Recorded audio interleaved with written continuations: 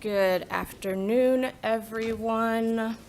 Welcome to the meeting of the New Jersey Cannabis Regulatory Commission. The time is 1:05 p.m. and I call this meeting to order.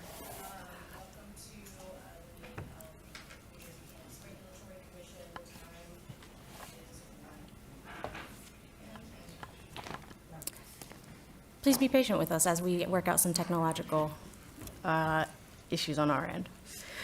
All right, so this meeting has now been called to order. Ms. Joanna, can you please read the notice of the public meeting?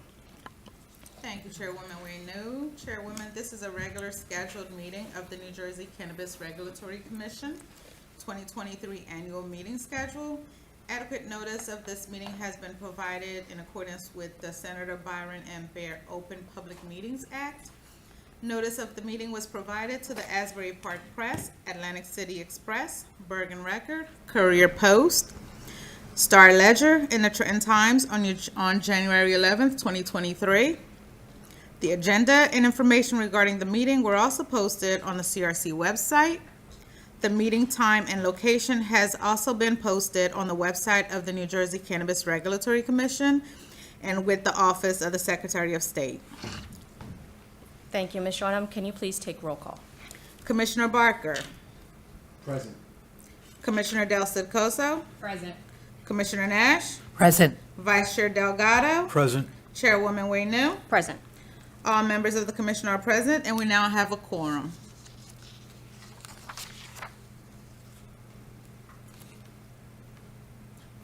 The first order of business is for the commission to go into executive session to discuss legal matters and litigation updates. These are discussions that are not shared with the public. We believe the executive session should take about 45 minutes. Thank you. Do I have a motion to go into executive session? Madam Chairwoman, I move that we go into executive session. Moved by Vice Chair Delgado. Is there a second? I second that motion, Madam Chair. Seconded by Commissioner Del Cid-Coso. Is there any discussion on this motion to go into executive session? Hearing none, all those in favor say aye. Aye. All those opposed say nay. Any abstentions? The motion passes. The commission will now go into executive session. Again, we expect the executive session to last approximately 45 minutes. Thank you, everyone, for your patience. The executive session has ended. The time is now 2:13, and we will resume the public portion of this meeting. Ms. Joanna, can you please announce the next agenda item? Next agenda item is approval of the prior meeting minutes.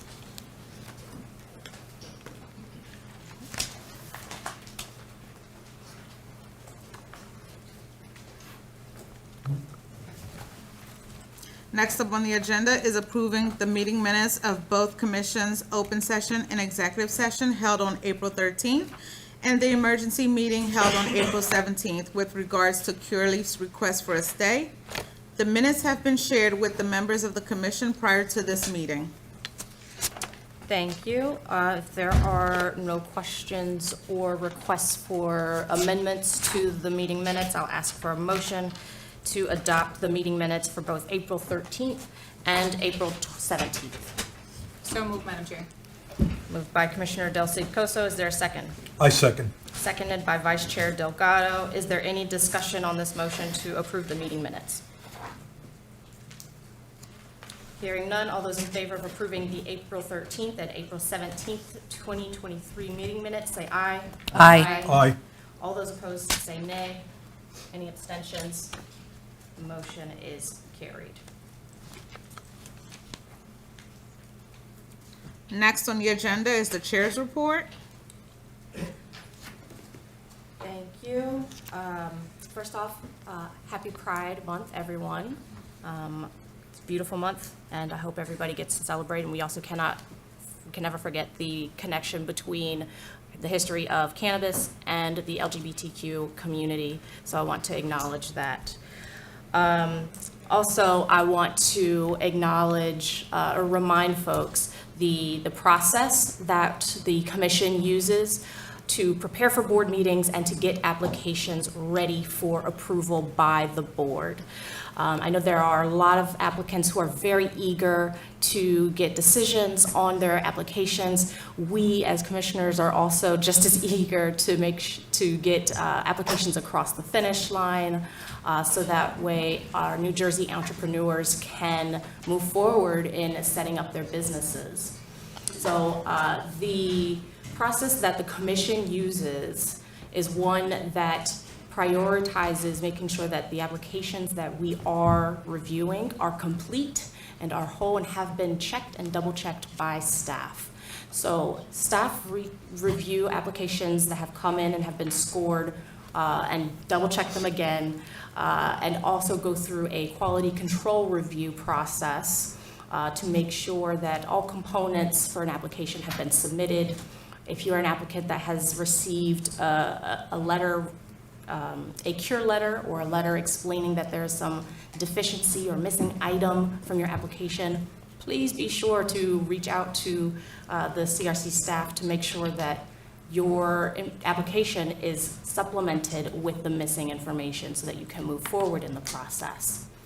Once our staff does its quality control review, then the board commences its review of all completed applications that are ready for approval. That takes, honestly, it takes a couple weeks because some of these applications are many pages long. We see applications that are 30, 40, 50 pages long, some even longer. So we do spend a lot of time trying to make sure that we're getting through all of the information that we have, and we're doing so thoroughly. So please, I implore everybody to double check your application materials before you submit them, and make sure that you stay on top of any cure letters that you receive so that you can submit additional information as required. Lastly, I'll note that, just a reminder, the commission has been posting a list of applications that are up for consideration on our website. These lists are uploaded to our website, nj.gov/cannabis, in advance of our board meetings so that everyone can see which applications are up for consideration. And I know that brings a lot of relief and joy for some individuals. So we're happy to continue that practice so that everyone can have some insight into where they are in the process. And that is all I have for the chair's report today. Next on the agenda is the executive director's report. Thank you. And today we have our Deputy Executive Director, Kelly Anderson Thomas, who will be delivering the Executive Director's report. So Deputy Anderson, I will turn it over to you. Thank you, Chair. Thank you, Miss. Thank you, Chair.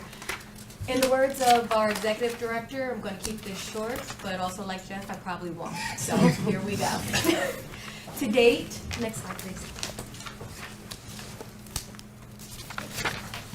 To date, we have received over 1,900 applications submitted, and they are currently under review.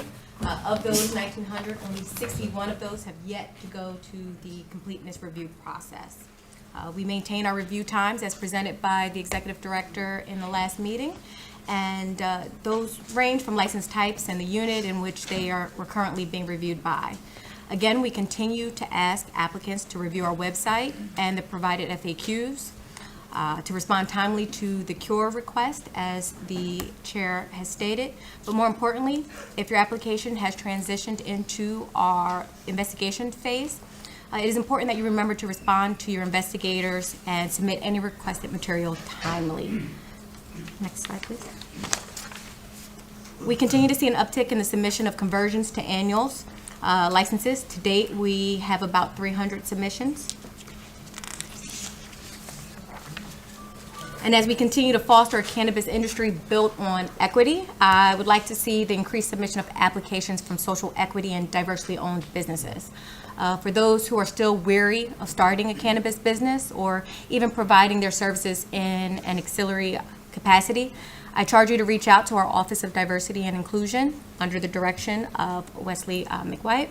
And I charge you to reach out to the New Jersey Business Action Center for additional resources and education on how you can possibly enter a growing New Jersey industry. With that, can you go back one, please? I'm sorry.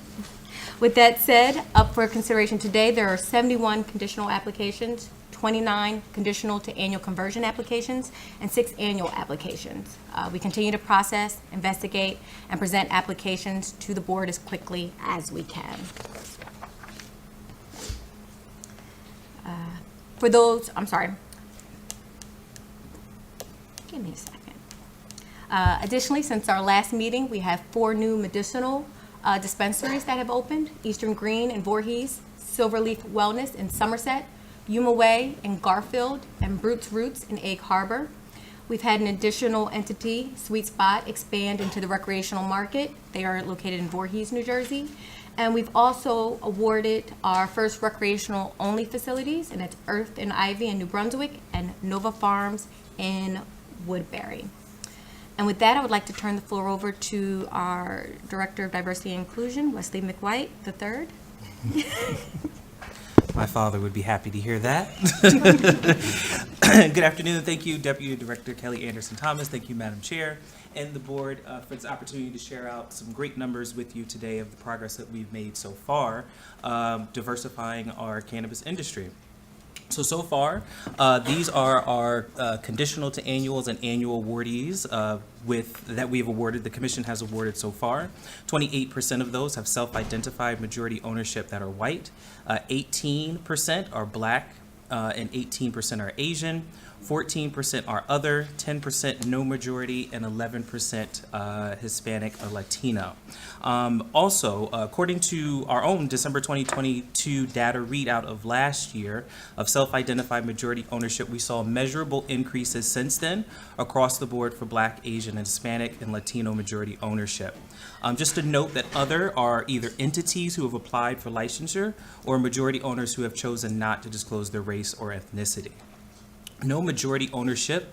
Also a note there, what we are discovering is that dual or even triple part ownership among different minority groups. We're seeing flexibility and collaboration already through business partnerships and agreements among different minority groups. And if you can just go back one, I do want to make mention of national numbers. According to MJ Biz, 5.7% of cannabis businesses are Hispanic or Latino, so we are beating that number. 4.3% identify as Black, so as you can see, we are beating that number, and 2.4% identify as Asian on the national level. So far, New Jersey is doing a pretty good job. Next slide.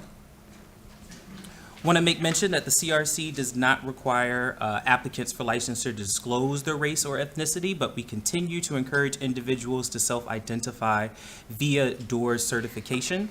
And as a reminder, majority ownership is more than 50% of ownership interest of the licensed applicant or license holder. Next slide. So as you can see here, this is a breakdown of our DOORS certification so far. The first is minority business-owned enterprises, standing at a strong 21%. Women business enterprises standing at a strong 23%. We see that women continue to maintain a strong and the most represented group in our DOORS certification so far, and we're really proud about that. Minority and women business enterprises stand at a strong 16%, and disabled veteran-owned businesses stand at 5%. Next slide. Nationally, I do want to make mention that veteran-owned businesses make up about 5.9% of all American businesses. So we are on track to see kind of the same trends nationally as we are seeing in New Jersey for veteran-owned businesses, but we are at pace with that, and we do certainly have room to grow. As another reminder, DOORS certifications can be obtained through the New Jersey Department of Treasury, Division of Revenue and Enterprise Services. We continue to encourage applicants to seek and maintain your DOORS certification so you can be a part of our priority review process. Next slide.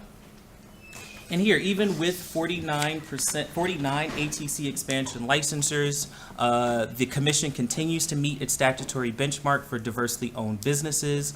67% of our businesses so far of new AU licenses awarded are minority owned. minority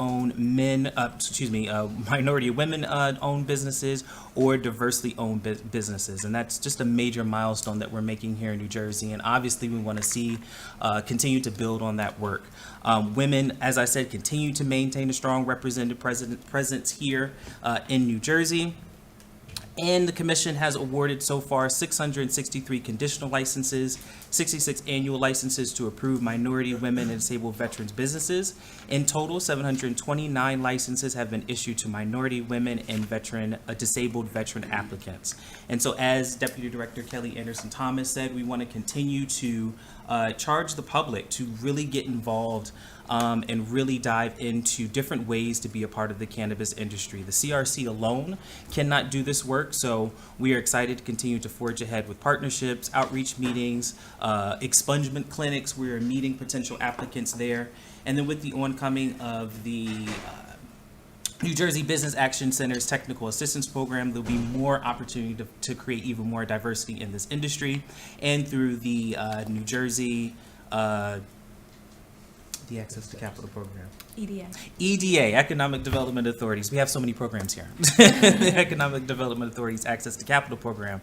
And with their signaling that they are interested in planning for more financial products to help individuals that are disproportionately unrepresented in this industry. We're really looking forward to the future and maintain this good success so far. Thank you, Wes. And that concludes the Deputy Executive Director's report. I turn the floor back over to you, Chair. Thank you both, and I do want to acknowledge the increase that I've noticed in some of these numbers. I know even it wasn't that long ago where we had next to no disabled veteran-owned businesses as awardees, so I'm really encouraged to see a good jump there. And as far as the national numbers, Director McWhite, I just want to double check because I was trying to write them as you were saying them. I want to make sure I understood it correctly. You said that nationally, the self-identified majority ownership for cannabis businesses is 4.3% for Black or African American. Black or African American, 5.7% for Latino, and 2.4% for Asian representation. Is that correct? Yes. Okay, great. Well, these numbers speak for themselves. Kudos and hats off to you and your team in the Office of Diversity and Inclusion for all of the work that you have been doing in making sure that these numbers start strong and stay strong. Are there any questions from the board for Deputy Anderson or Director McWhite? All right. Hearing none, Ms. Joanna, can we move on to the next agenda item? Next on the agenda is the Public Engagement and Education Committee report. So for this, I've asked Commissioner Del Cid Coso, who chairs the Permitting and Licensing Committee, to provide a report out for the rest of the board on the work that it has been doing over the last period of time. Good afternoon, Madam Chair. Thank you again for allowing me to give a quick overview of what the Permitting and Licensing Committee has been working on in the last couple of months to my fellow commissioners and the public. Just the agenda for today is going to be quickly just giving everyone an overview of the extensions that were granted for the months of April and May of 2023, and then sharing some updates on the new online form that we have adopted. So for the month of April, we have issued 185 extensions for conditional applicants, and we are continue to see the same reasons as to why they're asking for extensions, and that is for local approvals. They have some issues, like getting those local approvals, the real estate issues, site control, so we are aware that those things are happening on the ground, and then lastly, access to capital. So I'm going to ask Danny to move through those slides really quickly. There's a lot of applicants that were approved for an extension, and that information is going to be available on our website. So if you missed your application ID, you can see that information on our website after this meeting. For the month of May, we issued 215 extensions for conditional applicants. And I'll just Sandy to continue through that. I'm not sure if I'm moving too quickly for you.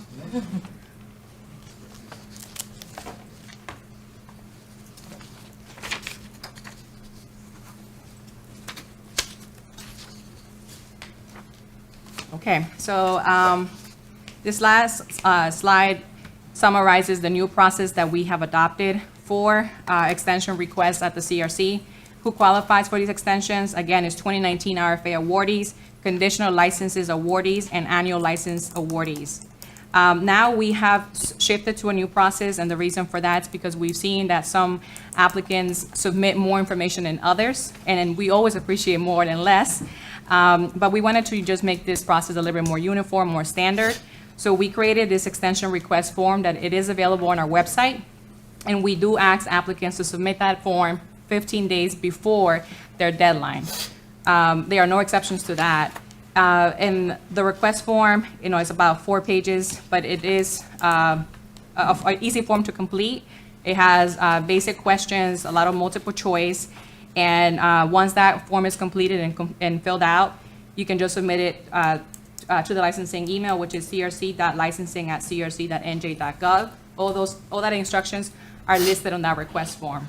So if you have any questions, feel free to visit our website or reach out to any one of our staff members. I think that's pretty much the only few updates that we have for the last 2 months, unless you have anything else to add, Madam Chair, but back to you.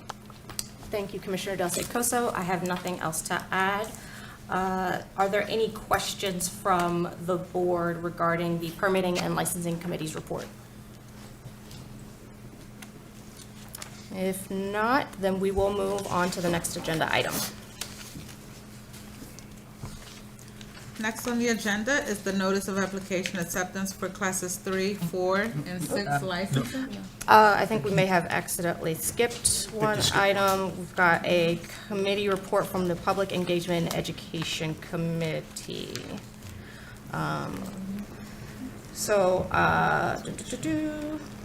We'll hear from the Public Engagement and Education Committee on a report out of their work.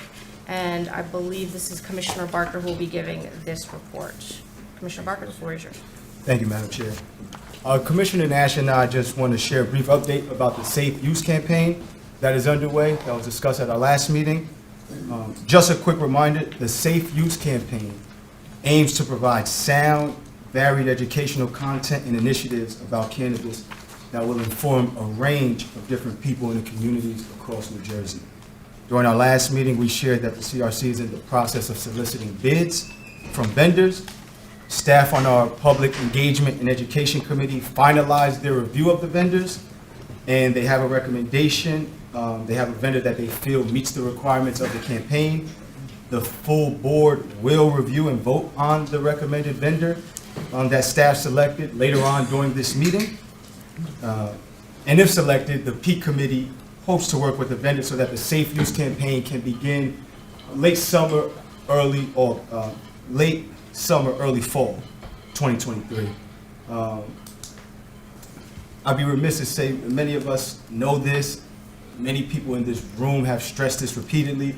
Education is a critical tool. It is necessary in our efforts to properly inform people about cannabis and destigmatize the medicine. From loved ones who suffer dearly with substance abuse to future leaders of the world that navigate our school playgrounds. There is so much work to do just educating right now the community at large. And so we're excited for this opportunity, and we look forward to you as the public to continue to share your input to help us educate New Jerseyans about cannabis. And for any more information, please stay tuned to our website for Safe Use campaign updates. Thank you. Thank you, Commissioner Barker. Are there any questions from the board regarding the Public Engagement and Education Committee's report? Hearing none, we will move on.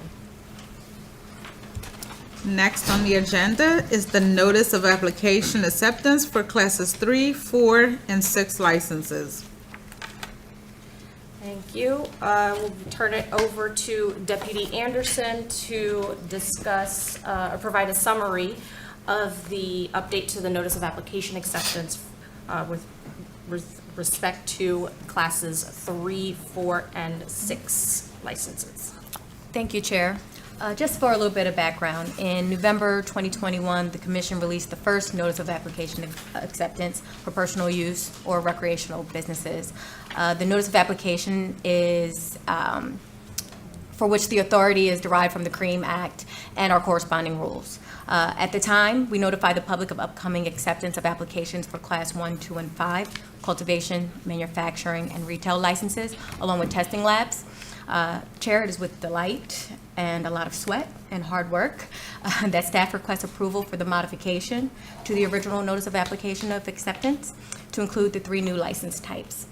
This modification of the original notice would provide the public notice to potential license applicants and stakeholders of the commission that it will begin accepting the applications for new business classes possibly this fall, actually as early as September 27th, 2023. Those new classes, again, would be Class 3 wholesale, Class 4 distributor, and Class 6 delivery services. It's important to note that the modified, I'm going to abbreviate it to NOA, proposes a priority application process.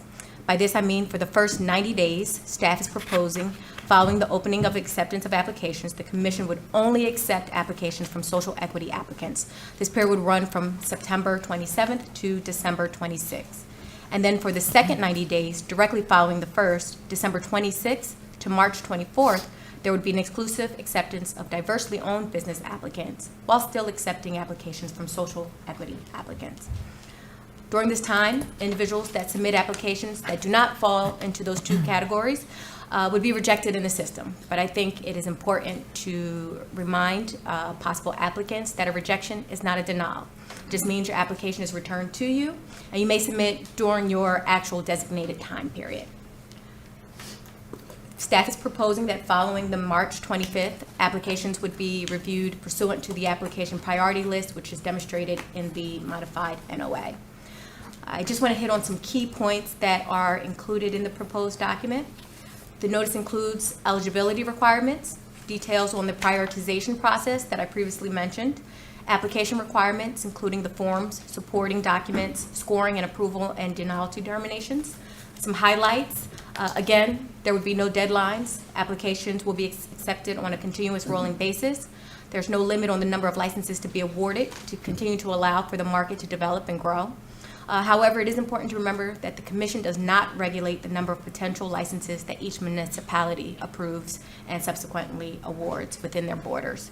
There will continue to be a pass-fail scoring system. Applications deemed complete will receive full points. Incomplete applications will receive no points and will be rejected so that applicants can cure and then resubmit.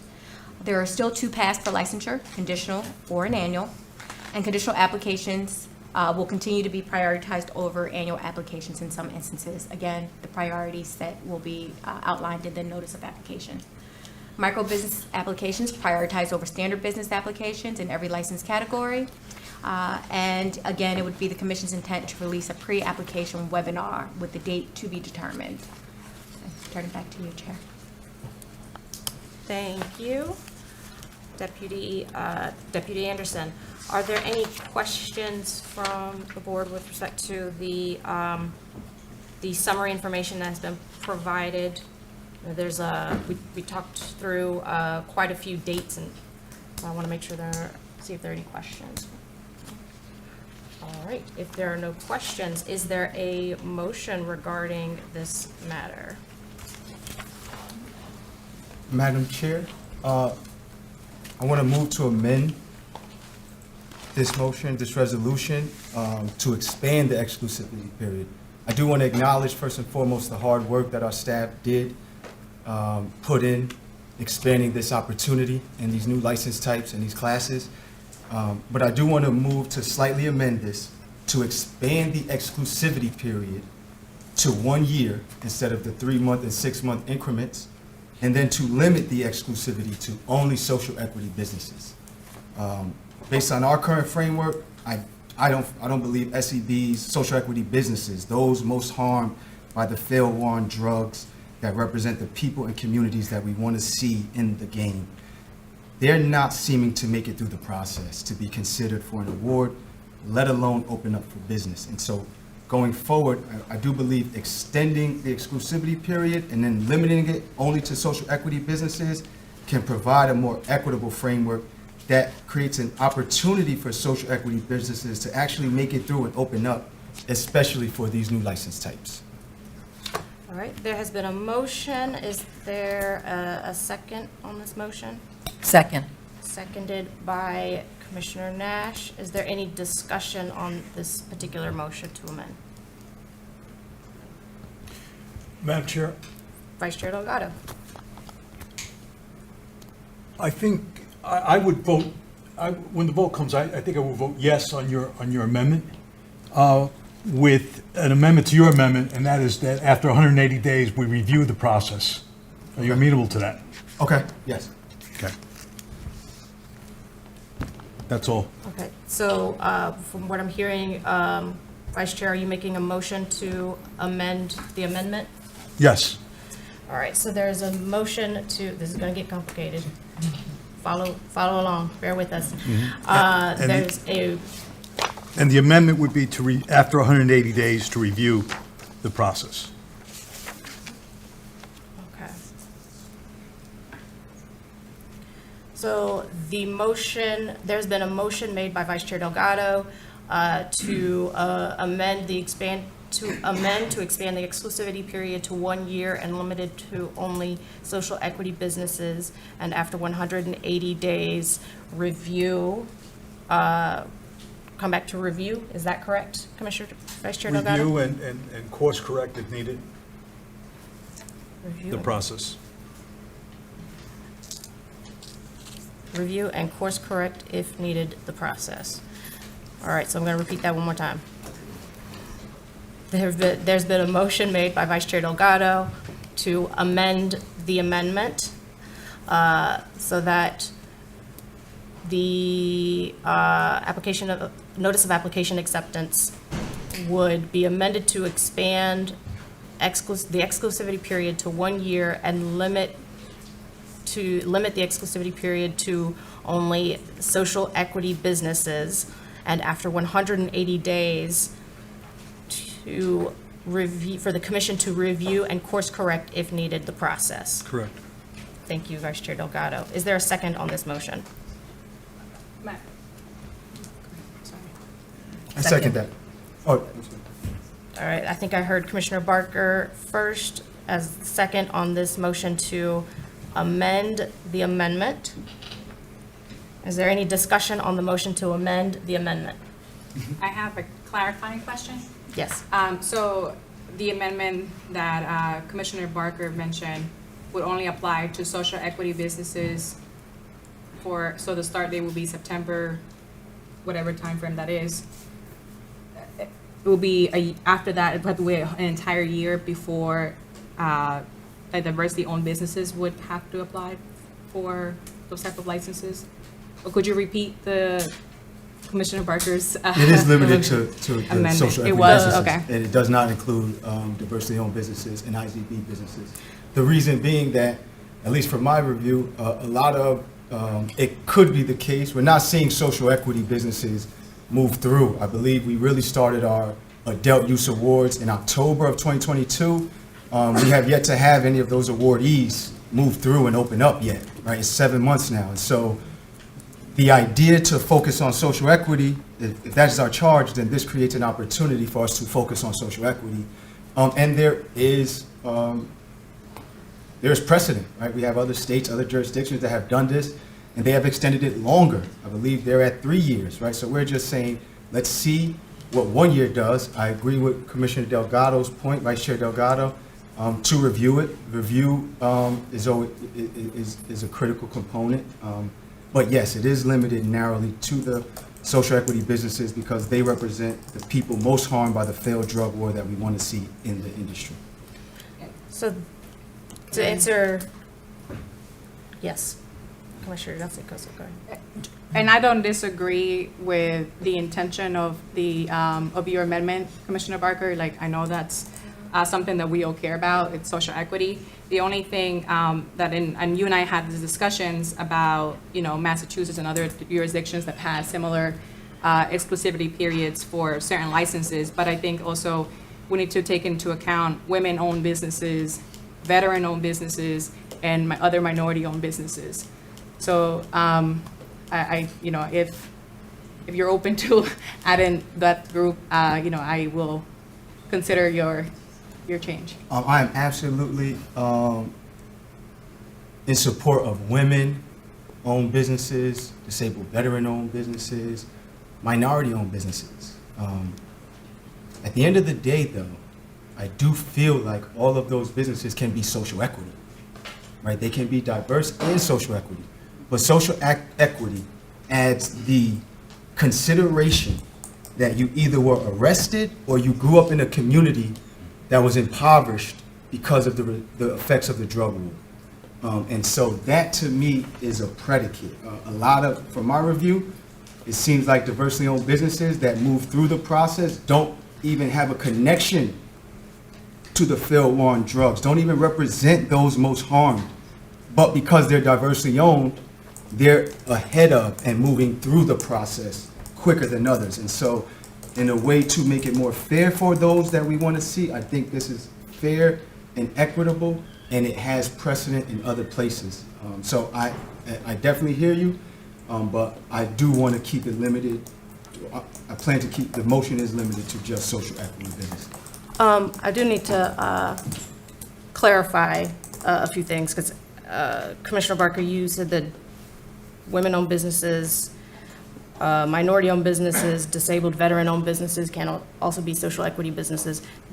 Actually, it's not true. That there's a reason why there are businesses that are designated as diversely owned businesses and not social equity businesses, right? Maybe you're using it in a more informal, casual sense, but I just want to be very clear about the language that we're using, because social equity businesses is an official designation. That is a term of art under our regulations. And so most of the individuals that are qualifying as minority-owned businesses, certified minority-owned businesses, women-owned businesses, and disabled veteran-owned businesses, they are not the same thing as social equity businesses. These are two completely different things. I do agree with that, Madam Chair, but I do think you maybe misheard me. They are two different things, but a business entity and a representative of that business entity can meet both qualifications. There can be a woman or a disabled veteran that gets a DV certificate, gets a woman minority-owned business certificate, and they qualify as DOB, but they also meet the conditions of social equity. They grew up in an environment, we've seen that in our applications, people have multiple designations. But Commissioner Barker, they're then counted and reviewed as a social equity business. I don't want you to, I think we need to remember that if a business is a certified minority-owned business and they also meet the criteria to be designated as a social equity business, under our regulations, Yes. we count them as a social equity business. They're not downgraded to a low priority and reviewed later. No, they actually fall into a higher priority category and they get reviewed first already. So I'm not sure it's very clear. I'm not sure I understand what you're saying of who actually is actually getting left out here. You're unclear. I would ask you, are there any social equity businesses open right now? I would have to defer to staff and look to staff if they have any information readily available to answer that question. But the fact is, we should not be conflating the two designations. These are very different We are criteria. not conflating, Madam Chair. And What we so are saying is that Commissioner Barker, allow me there are to businesses Commissioner that Barker, I are- have not finished speaking. Madam Chair, I am going to reclaim my time, and I will allow me to finish my thought. you can before finish your cut my thought. You can finish your thought. A social equity business is not the same thing as a diversely owned business. We've made that They point, are- Madam Chair. Sir, We've made that Commissioner Barker, I'm not debating with you. We're not debating, we're talking. Sir, I'm We're not just- debating with you. Allow me to finish, and then you will have an opportunity to speak your thoughts. Social equity businesses and diversely owned businesses are not the same thing.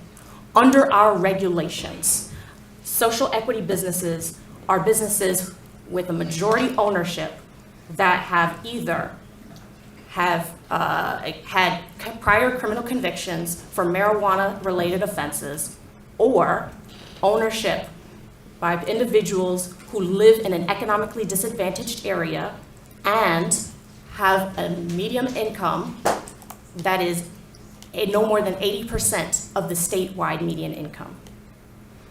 Under our regulations, diversely owned businesses are defined as businesses that have certification from the Department of the Treasury as a certified minority-owned business, certified women-owned business, or a certified disabled veteran-owned business.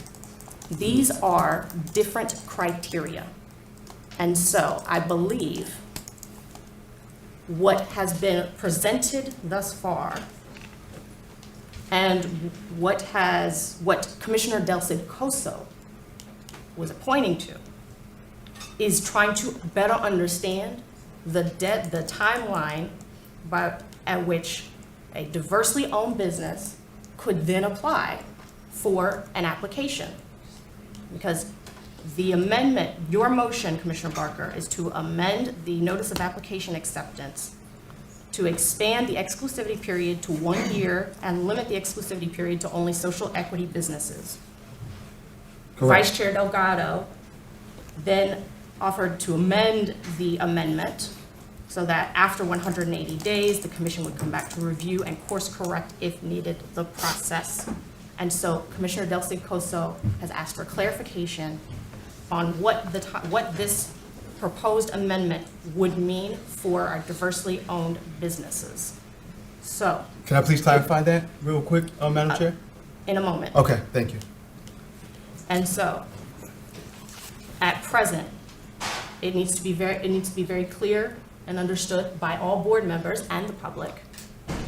Social equity businesses and diversely owned businesses are not the same thing. They are both high priority target applications that the commission reviews, scores, and approves first above other applications. But they are not the same thing. So by limiting, and I'm not expressing favor or opposition to the amendment at this point. I'm clarifying that limiting an amendment to, that the proposed amendment to expand the exclusivity period to only social equity businesses would also preclude diversely owned businesses from submitting an application during that period of time. That is the clarification that I'm providing. Commissioner Del Cid, I hope that answers your question. Thank you. Commissioner Barker, now you may respond. Oh, thank you, Madam Chair. And I just want to let you know I was not debating, and I apologize. I meant no disrespect to you. Right? We're talking, this is a back and forth. We may agree to disagree, but we're not going to be disagreeable. So just wanted to make that point. I think for me, publicly, I'm going to put a button on this. DOBs do not reflect those most harmed necessarily. Social equity businesses reflect those most harmed. And so we're trying to limit this so that the focus can be on those most harmed. A DOB can, yes, be included in the most harmed, be from a community that's been most impacted. They themselves can be impacted. But by Madam Chair's own words, social equity businesses do reflect the people most harmed. DOBs don't necessarily. And that's the gist of it. And right there. Thank you.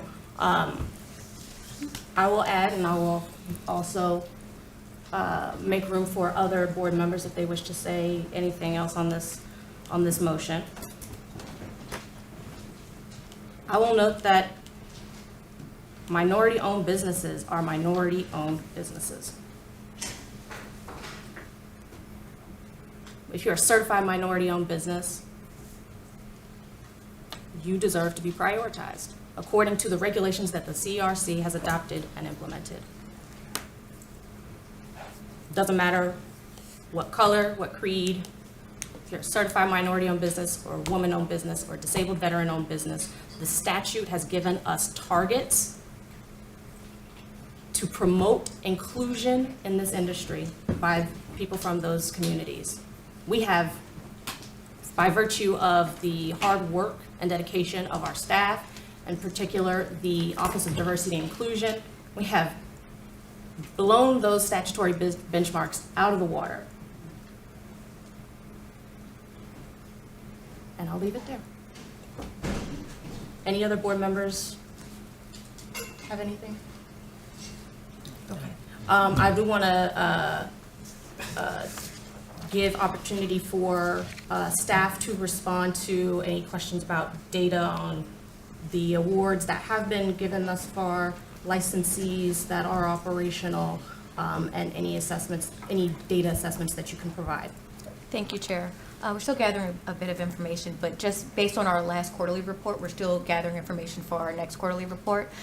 There were 947 applicants that had self-identified as social equity applicants, and of those, 247 had moved through the process and had been awarded. Now, this was as of January or late December, so I don't have the most recent data in front of me at this moment. We can get that for the board. But to say that the social equity businesses aren't moving through the process, respectfully, I think it's slightly naive. There's a lot of other factors that are outside of our control. When a business opens, is up to the business, it's not up to us. They can move through the process, we can help them. The Office of Diversity and Inclusion reaches out. If there's any issues with the application process, but there are some things that we can't control. Those things include real estate. Those things include money. And so what we are doing is working with our other state agency, our sister agencies, to assist in building programs that can assist these social equity businesses. But there are other factors outside of the Commission's control on how they move through this process. And as it pertains to entities that are social equity that have been awarded, that I will have to get back to you on. Thank you. I'm sorry, not awarded, that have opened. We've already stated that they have been awarded. The ones that have actually opened. Again, want to note that the Commission does not set the open date for businesses. That is on the actual business. They just inform us once they are ready. Thank you, Deputy Director. Did I just get a promotion? I wouldn't dare do that to our Executive Director, Jeff Brown. It's okay. In absentia, I wouldn't dare. All right. So if there is no further discussion, the motion on the floor is an amendment to amend the amendment. I told you it was going to get a little bumpy. It happened. On the motion to amend the amendment so that the notice of application acceptance is amended to expand the exclusivity period to 1 year and limit the exclusivity period to only social equity businesses, and after 180 days, review, the board come back to review and course correct if needed the process. Ms. Joanna, can you please call the vote on this motion to amend the amendment? Commissioner Barker? Aye. Commissioner Del Cid-Cosa? As I stated previously, I would like to see social equity businesses and diversely owned businesses to be on that 1 year, but that's not the case for this amendment, so I'm going to abstain. Commissioner Nash? Yes. Vice Chair Delgado? Yes. Chairwoman Wayno? Yes. The resolution passes. And now we turn to the motion to amend the notice of application acceptance. Since the motion to amend the amendment has been adopted, we are now voting to amend the notice of application acceptance as explained, so that I don't have to repeat it again and feel like I'm going through tongue twisters all day. Is there any discussion on that motion?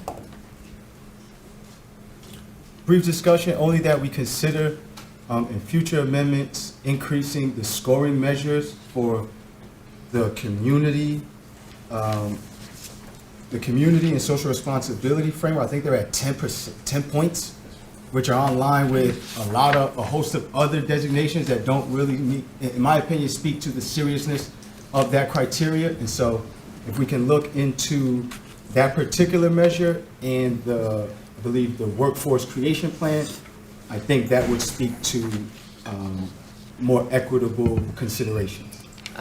So Commissioner Barker, are you suggesting an amendment? No, not now. I said for future. I said for future. Oh, okay. For future. All right. So is there any discussion on the motion to amend the notice of application acceptance as discussed? All right.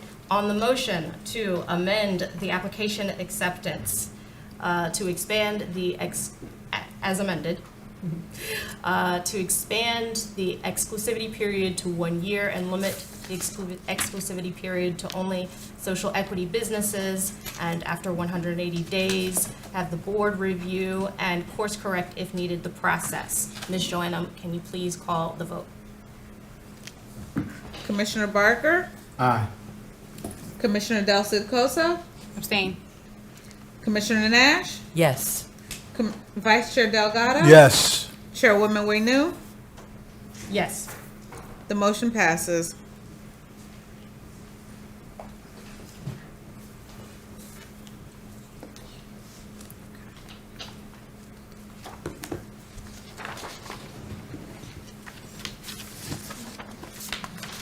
Thank you. And Ms. Joanna, can you please announce the next agenda item? Next on the agenda is the consideration for approval of Safe Use Campaign Project. Thank you. I will turn it back over to Deputy Anderson to provide a summary of this particular Safe Use Campaign project. Thank you, Chair. As previously reported by the Peak Committee, the Commission solicited a vendor to create a public information campaign to educate the New Jersey public on the safe use of cannabis, the adverse effects of youth cannabis use, and the dangers of driving while impaired. The audience for the campaign is school-aged children under 18 years old, 18 to 20-year-olds, and adults who use cannabis or who are thinking about using cannabis. The Commission was adamant that outreach must make particular efforts to reach Black, Brown, and Latinx communities. The Safe Use campaign was advertised to the 9 awarded vendors on the T3067 statewide advertising and public relations services contract in accordance with its method of operation on Thursday, March 23rd, 2023. This required submission deadline was Friday, May 5th, 2023 at 12 p.m. Eastern Standard Time. As a result, the Commission received 6 responsive proposals that Friday, May 5th, by the required time. Prior to the proposal opening date, the Commission developed the criterion weights to be assigned to the technical evaluation of submitted proposals. Responsive proposals were evaluated with a focus on the technical review of the bidder's demonstrated approach to performing the requirements of the scope of work as specified in the original engagement. Specifically, the proposals were evaluated on the assigned project personnel, the firm's experience in completing projects of similar size and scope, and the ability to complete the scope of work based on their submitted proposal. Having reviewed the supporting documentation and recommended proposal, I concur with CRC staff's recommendation to approve the award of the Safe Use Campaign mini bid engagement to Princeton Partners. Thank you, Deputy Anderson. Are there any questions for Deputy Anderson regarding the summary provided? Is there a motion on this matter? If there's no motion, I will move to approve the resolution approving the Staff Evaluation Committee's recommendation to award contract to Princeton Partners for Public Information Safe Use Campaign. Is there a second? I second. Seconded by Vice Chair Delgado. Thank you. Sorry, Commissioner Del Cid Cosa, you'll have to be faster next time. That's right. All right, on this motion, Ms. Joanna, can you please call the vote? Commissioner Barker, Aye. Commissioner Del Cid Cosa, Yes. Commissioner Nash, Yes. Vice Chair Delgado. Yes. Chairwoman Wenu. Yes. The resolution passes.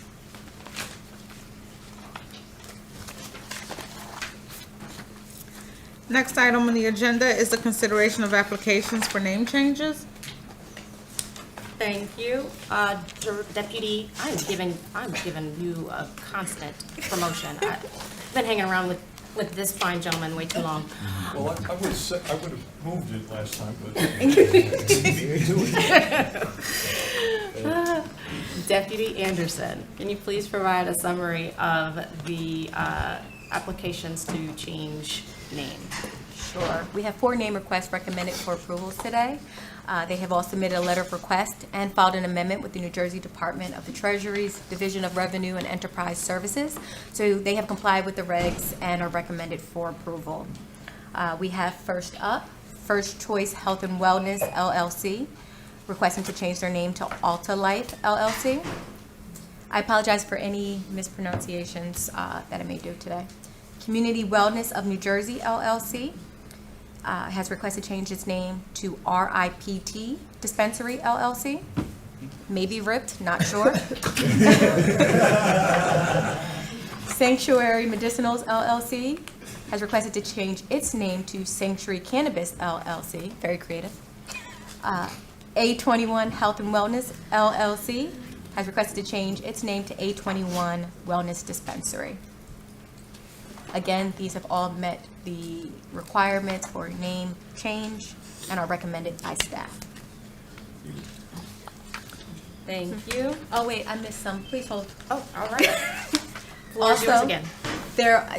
apparently there's 7, not 4. I can't read. The 5th one is Goldfinch Retail, New Jersey, LLC, and requesting to change to Goldfinch, LLC. We have Green Scientific Labs, New Jersey, LLC, requesting to change its name to CTS, New Jersey, LLC. And Royal Highness Dispensary, LLC, to Hello High Dispensary, LLC. And that is the end of the request. Thank you, Deputy Anderson. Are there any questions for staff on this matter? Hearing none, do I hear a motion on this matter? Madam Chairwoman, I move to approve the application to amend permits or licenses to change the business names of all 7 alternative treatment centers and adult license awardees. Moved by Vice Chair Delgado. Is there a second? Second. Seconded by Commissioner Del Cid Coso. Is there any discussion on this motion? Hearing none, Ms. Jonam, can you please call the vote? Commissioner Barker? Aye. Commissioner Del Cid Coso? Yes. Commissioner Nash? Yes. Vice Chair Delgado? Yes. Chairwoman Waynu? Yes. The resolution passes. Next item on the agenda is a consideration of adult use cannabis applications. Thank you. Deputy Anderson, the floor is yours to provide a summary of the applications for adult use cannabis licenses that are up for consideration. Thank you. Since we will be covering all 3 types, conditional to conversion and annuals, I am going to cover in general the overall process for reviewing the applications, and then we'll get into each of those. The process for all license types is similar. It's assigned a priority at submission. Priority is then verified based on the documents that are provided with the submission. It's reviewed for completeness. Those deemed complete are then scored. Scoring is on a pass-fail basis. You receive the full allotted points based on if you provided the information and it meets the requirements. All documents are reviewed for qualification limitations and financial and management agreements. For conditional conversions and annuals, they are all given an in-depth qualification review that includes a criminal background check and probity review. And finally, they're all quality controlled and then recommended to the board for consideration. We will start with the conditionals. Today they're actually broken down into 2 sections. So we have, the first set is 69. Of those, 13 are social equity businesses, 41 are diversely owned businesses. That breakdown is 2 disabled veterans, 1 disabled veteran who is also a minority, 18 minorities, 12 minority women businesses, and 8 women businesses. 4 of them are also impact zone businesses. I'm going to have Danny go through the list for consideration.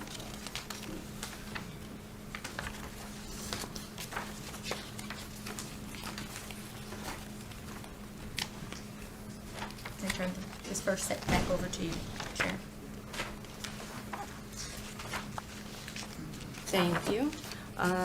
And for those who might not be able to skim through the list of applicant business names that are on display here, note that, again, this list is posted on our website. On the agenda, there's a hyperlink to a list of applications that are up for consideration, and this list will be available on our website after today's meeting as well. Are there any questions for Deputy Anderson on the information provided? Hearing none, is there a motion on this matter? Madam Chair, I move to approve the resolution for consideration of conditional license applications for Class 1, Class 2, and Class 5 cannabis licenses. Moved by Commissioner Nash, is there a second? I Second. Ooh, this time I around, said it first. Vice Chair, I believe the Vice Chair got to it first. Is there any discussion on this motion? Hearing none, Ms. Joanna, can you please call the vote? Commissioner Barker? Aye. Commissioner Del Cid-Coso? Yes. Commissioner Nash? Yes. Vice Chair Delgado? Yes. Chairwoman Wenu? Yes. The resolution passes.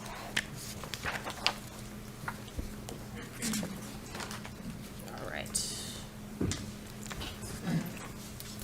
So, as Deputy Anderson mentioned, the consideration of conditional licenses is happening in two different buckets. I am recused on the next set of applications, so I will be stepping out of the room, and Vice Chair Delgado will be presiding, and hopefully we'll come back with as few additional promotions, surprise promotions as possible. But the condition. You just did the condition, right? I have, there's a recusal. Okay. So what are we doing? It's still conditional licenses. It's a blue tab.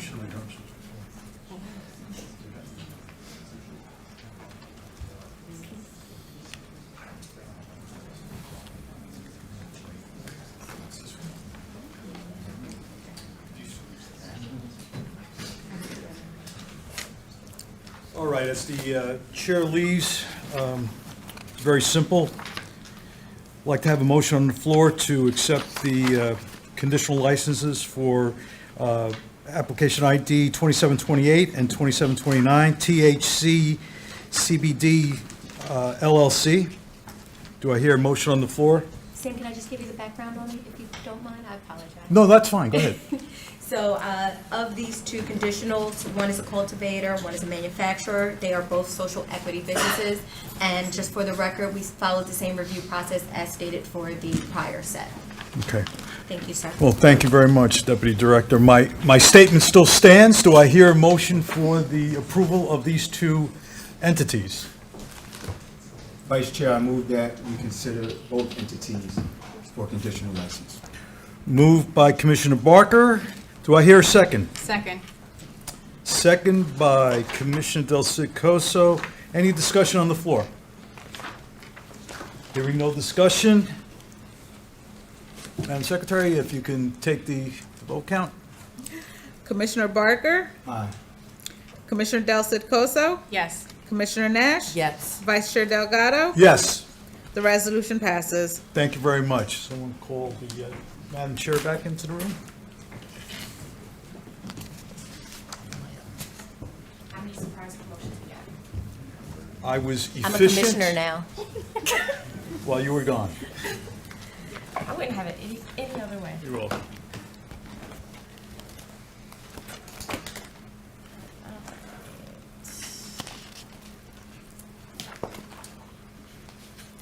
Next item for consideration is the conditional license conversion to annual license applications.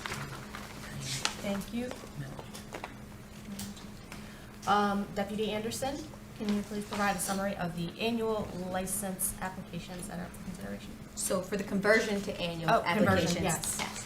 There are 29. 8 of those are cultivations, 8 manufacturing, and 13 retail.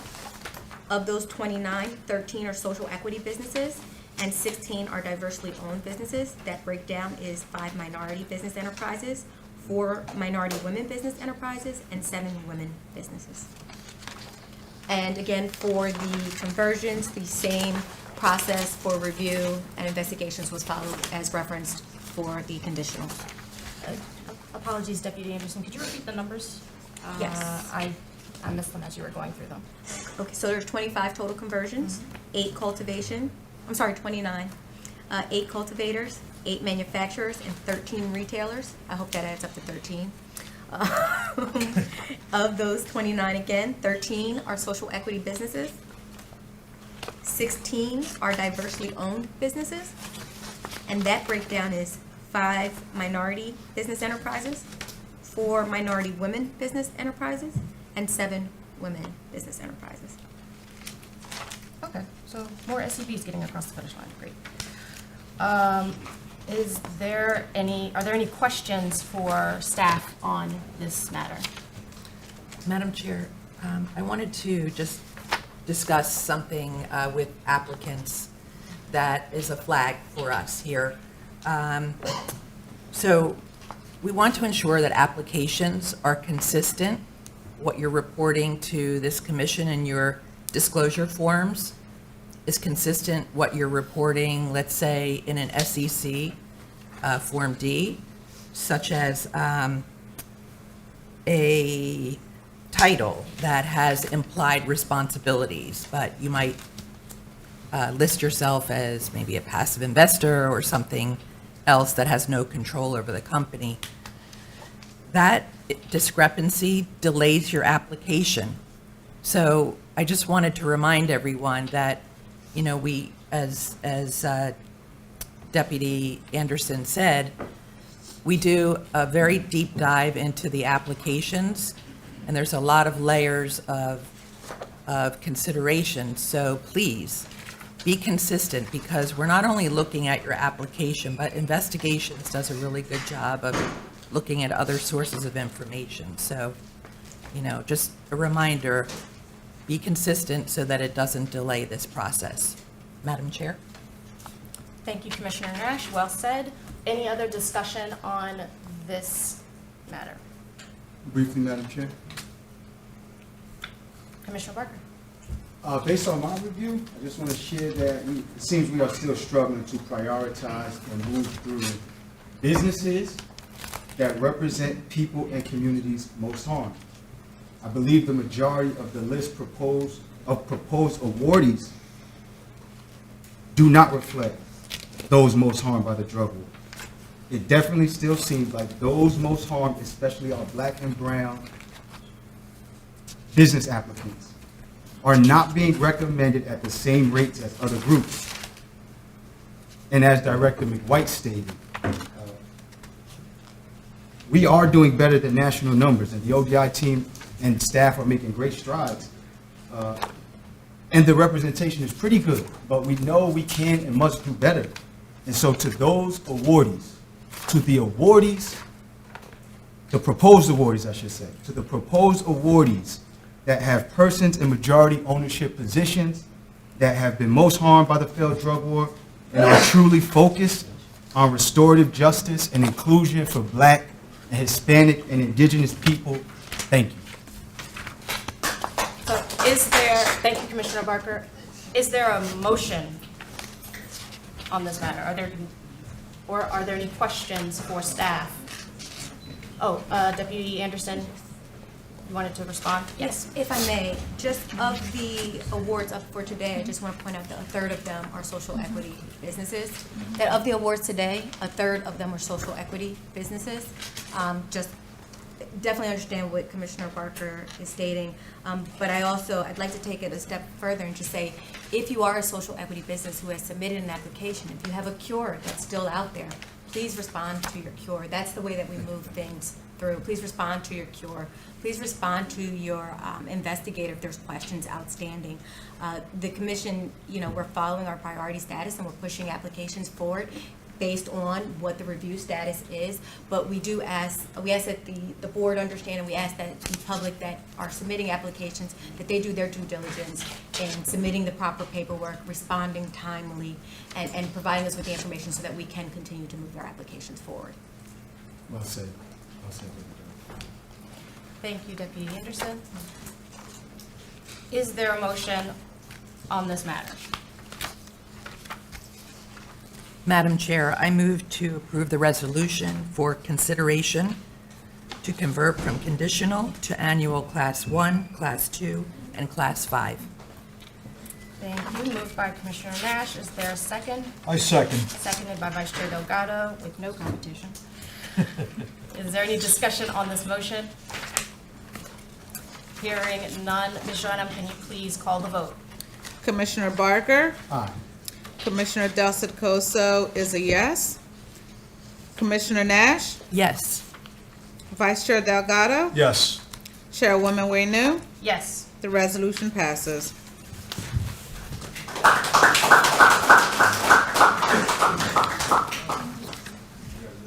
Next item for consideration are the annual license applications. Thank you. Deputy Anderson, can you please provide a summary of the other set of annual licenses that are for consideration? So we're going to break these into two also. The first set of annuals, there are 5. There are 2 cultivators. There are no manufacturers in this group, 3 retailers, and 0 testing. Of that breakdown, all 5 are diversely owned businesses, and that breaks down further into 2 minority business enterprises, 1 minority women business enterprise, and 2 women business enterprises. Thank you. Are there any questions from the board for Deputy Anderson? Hearing none, do I hear a motion on this matter? Madam Chair, I move to adopt this resolution considering the annual license applications for Class 1 cannabis cultivators and Class 5 cannabis retail licenses. Moved by Commissioner Del Citcoso. Is there a second? I second. Seconded by Vice Chair Delgado. Is there any discussion on this motion? A brief discussion, Madam Chair. Commissioner Barker? I just want to reiterate and stress this to the proposed awardees, truly putting those most harmed in majority positions and including our Black, Hispanic, and Indigenous people. Thank you. Okay. Thank you, Commissioner Barker. Is there any other discussion on this motion? All right, hearing none. Ms. Joanna, can you please call the vote? Commissioner Barker? Aye. Commissioner Del Citcoso? Yes. Commissioner Nash? Yes. Vice Chair Delgado? Yes. Chairwoman Wenu? Yes. The resolution passes.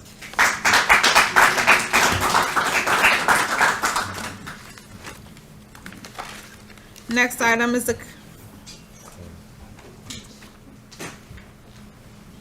next item for consideration is the annual license application for GSCC Management LLC.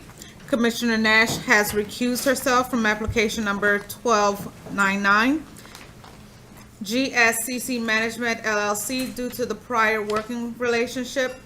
On account of her recusal, she will step out of the room while the board considers these particular applications. Afterward, Commissioner Nash will come back in and will take up the next order of business. Thank you, Ms. Joanna. Deputy Anderson, can you please provide a summary of staff's recommendations on this particular application? Yes, for the record, the review process follows in line with the prior items. This particular license for GSCC Management is an annual manufacturer, and it is a diversely owned business. It is a women business enterprise. Thank you. Are there any questions from the board on this particular application? All right. Do I hear a motion on this matter? Madam Chair, I move this resolution considering the annual license application for this Class 2 cannabis manufacturer license. Is there a second? I second. Seconded by Vice Chair Delgado. Is there any discussion on this motion? Hearing none. Ms. Joanna, can you please call the vote? Commissioner Barker? Nay. Commissioner Del Citcoso? Yes. Vice Chair Delgado, Yes. Chairwoman Wenu, Yes. the resolution passes.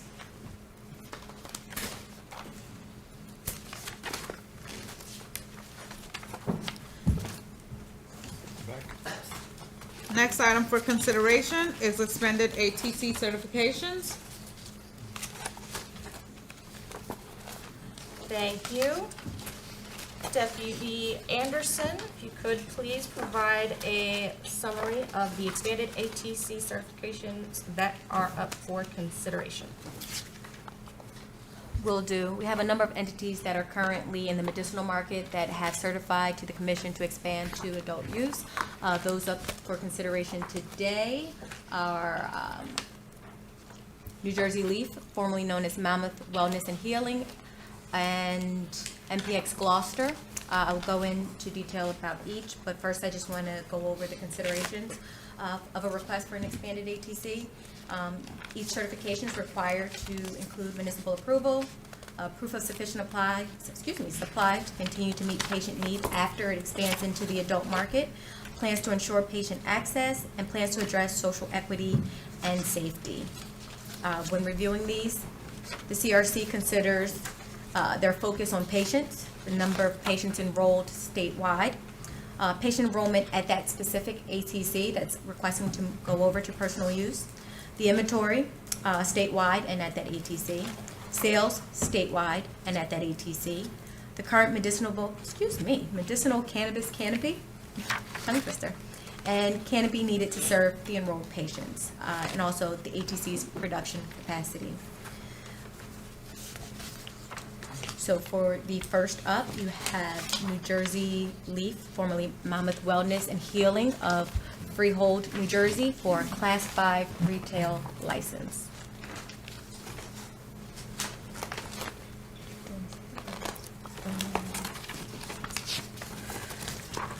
Thank you. Are there any questions from the board for Deputy Anderson about the information provided? Chair, I forgot to let you know that the certification submission was reviewed by staff, and it's been confirmed that they do meet the standard. My apologies. And there are no current legal matters of concern.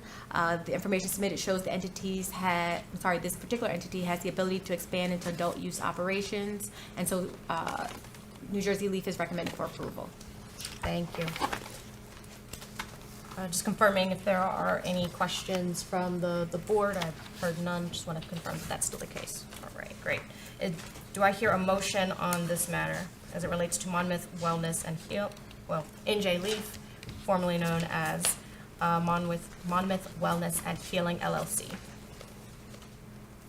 Madam Chair, I move to approve the resolution for acceptance of certification for New Jersey Leaf to expand operations to the adult personal use cannabis market.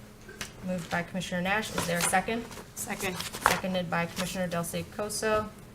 Is there any discussion on this motion? Hearing none. Ms. Jordan, can you please call the vote? Commissioner Barker, Nay. Commissioner Del Coso, Yes. Vice Chair Delgado, Yes. Commissioner Nash, Yes. Chairwoman Wenu, Yes. the resolution passes.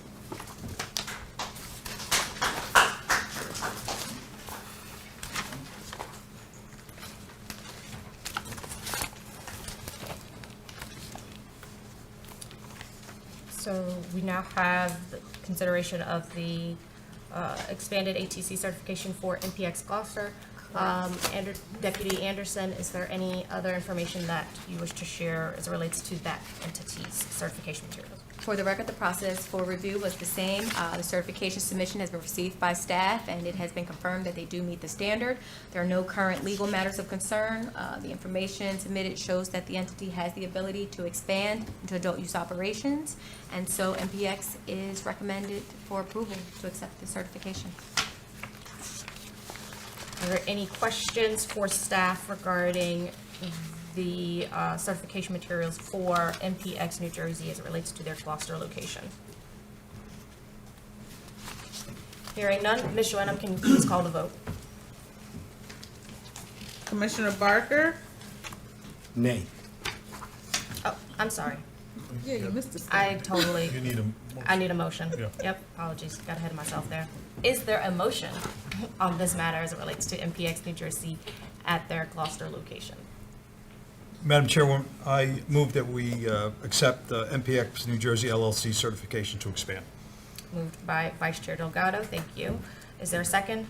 Second. Seconded by Commissioner Del Coso. Is there any discussion on this motion? Hearing none. Now, Mr. Wenham, can you please call the vote? Commissioner Barker, Nay.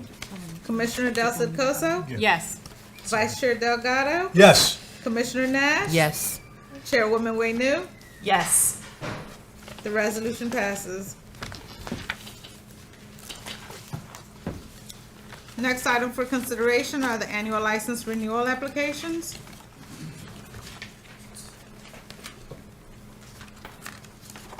Okay, for this, we have, I know we have one entity that does have representatives here today that, those representatives, when we get to you, those representatives, we ask to come to the table and share a few remarks about your renewal certifications.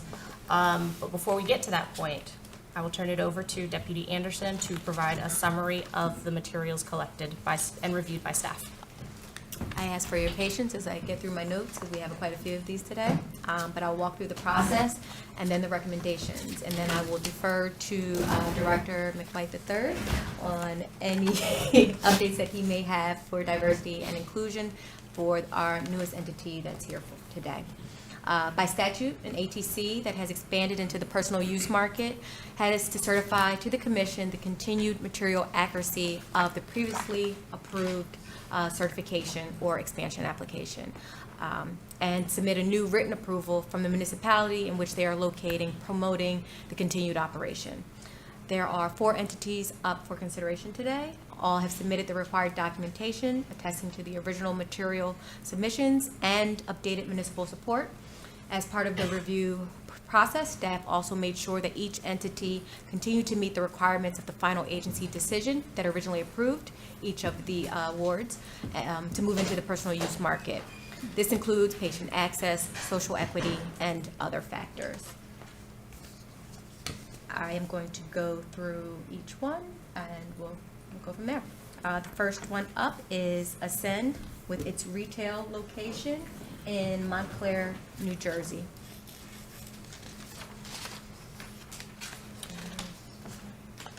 Are there any, thank you, Deputy Anderson. Are there any questions from the board with respect to Ascend and the renewal of their adult use cannabis business license at their Montclair location? If none, is there a motion on this matter as it relates to Ascend New Jersey and their Montclair location? Madam Chairwoman, I move that we accept the renewal for Ascend New Jersey at their Montclair, New Jersey location. Moved by Vice Chair Delgado. Is there a second? Second. Seconded by Commissioner Del Coso. Is there any discussion on this motion? Hearing none. With respect to the renewal of the adult use cannabis business license for Ascend New Jersey LLC at their Montclair location, Ms. Joannem, can you please call the vote? Commissioner Barker, Nay. Commissioner Del Coso, Yes. Vice Chair Delgado, Yes. Chairwoman Waynu. Yes. I'm sorry, Commissioner Nash. Yes. Chairwoman Waynu. Yes. The resolution passed.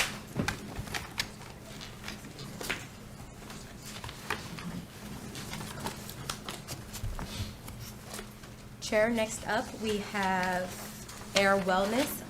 For the record, the process is the same as prior. Staff reviewed all submitted documentation. I would like to turn it over to Director McWhite for any updates as it pertains to diversity and inclusion. Thanks. Hey again. Oh, and happy Pride too. I forgot to say that earlier, okay? We have no further updates for those under consideration. Ascend, Verano, or Terracin, the Office of Diversity and Inclusion has met with all of those up for consideration for renewal today. And most of the expanded ATCs that were up, April? They were eager to meet after April's meeting, don't know why, but they are looking forward to working even more closely as we forge ahead in New Jersey's second adult use year. We're looking forward to establishing more areas of collaboration and partnership that benefit even more communities across New Jersey, cannabis businesses across the state, and the entire cannabis industry here in New Jersey. But turning to AIR, AIR has submitted all of their monthly social equity reports. They have maintained a social equity budget that sees dollars on the ground in New Jersey communities. They continue their quarterly expungement clinics with community partners. They've established social equity career pipelines and maintained a diverse workforce while finding ways to improve and grow those numbers in all of their locations. And it is, I'm proudly recommending to the board that they have met all of their good faith social equity efforts here today, and looking forward to working with them in the future on all social equity efforts moving forward. Chair, I did forget to mention the actual locations that were up for consideration today. So if you don't mind, we have the Class 2 manufacturer in South Brunswick, a Class 5 retailer in Woodbridge, New Jersey, a Class 5 retailer in Union, and a Class 5 retailer in Eatontown. Thank you. And do we have our representatives from Air One? Come on down, Price is Right. Welcome, welcome. Just have a seat or stand if you wish. Press the button on the microphone, and when you see it light up green, then you'll be good to go. We just ask that you state clearly for the record and for our own benefit your name and affiliation, and then the floor will be yours to share some remarks about your presentation materials, and then we'll turn to maybe a brief Q&A from the board. Thank you. Good afternoon, Chairperson Wayne and fellow commissioners. My name is Tanisha Victor, Director of Emerging Markets and Community Outreach. I'm Julie Windsor, General Manager for New Jersey Operations for Air Wellness. As I stated before we introduced ourselves, we're here to present on behalf of AIR for expanded ATC application renewal. And as it pertains to patient access, we continue to remain committed to prioritizing patient access by offering patients dedicated parking spaces, hours for shopping, POS stations, product offerings, and counseling services led by our pharmacist and Director of Patient Care. Continued local community support. We've continued local community support from the municipalities where we have expanded operations, Woodbridge, Union, Eatontown, and South Brunswick, and continue to be forces for good in those communities.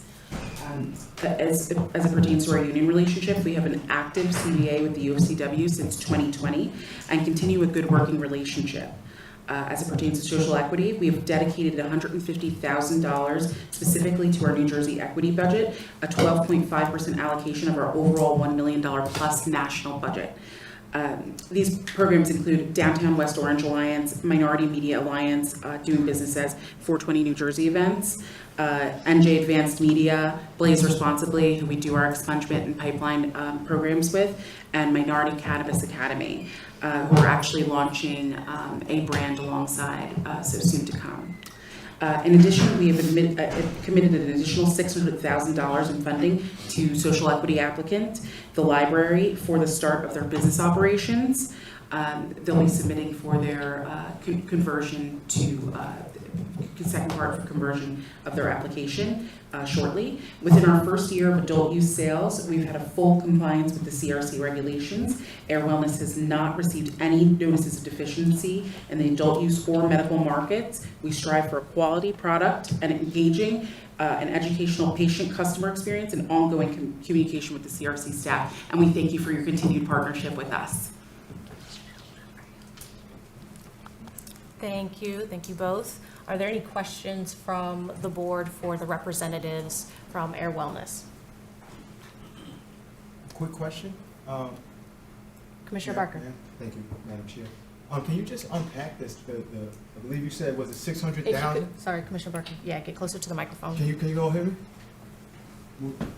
Just get closer. The 600,000, can you just unpack that? I know you mentioned the library or one entity. Is all 600,000 going towards the one entity? That's correct, yes. So it's so that they can get their business operations up and running. And some of that has actually been given to them already, as we've obviously incurred a ton of bills regarding their conversion. So for all of their municipal processes, we've done a ton of community work, obviously, with them and funded that, but as well as the attorneys, the architects, and all of those initial things that have to go into their conversion of their application. So yes, that's specifically for that. And just follow up, is that it, or are there plans to continue that funding for equitable businesses? There absolutely is. I think we're going to look for further guidance from the CRC on how much we can get involved with additional businesses. We're happy to expand this, but it's easier to start with one and really make sure it's successful and nurture that, and then expand to others once we've gotten this one up and running. But we're happy to continue expanding that, and we'll look to the CRC for continued guidance on how we can continue to interact with other social equity businesses. But our focus right now is with the library and getting those guys converted and working with them and their community to help them to become successful. Thank you. Thank you. Any other questions from the board? Commissioner Del Cid Cosa. I'm just curious, in terms of your patient wait times, what are those looking like in your retail stores? Between 10 and 15 minutes. So we have had patients who have, filed a complaint, and we've responded to those. We have a pharmacist who is our head of patient care.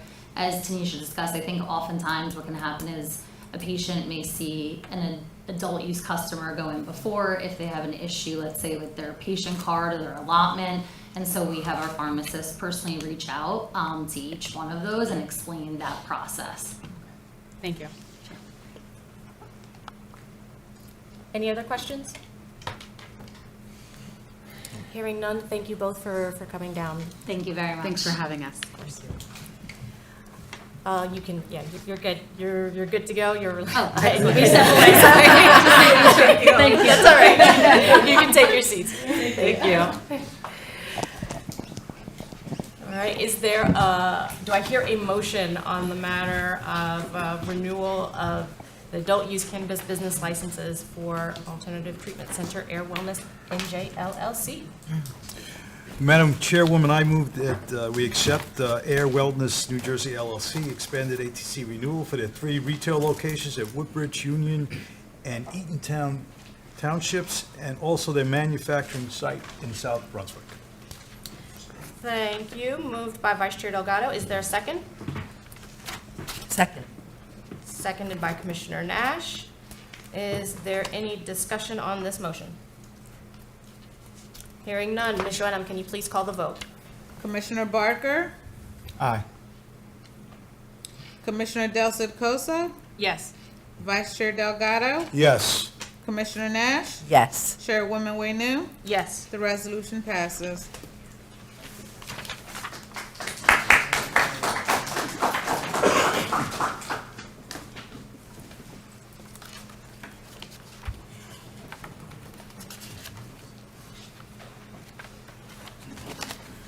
Deputy Anderson, I turn it back over to you to share a summary of the renewal materials with respect to the next entity.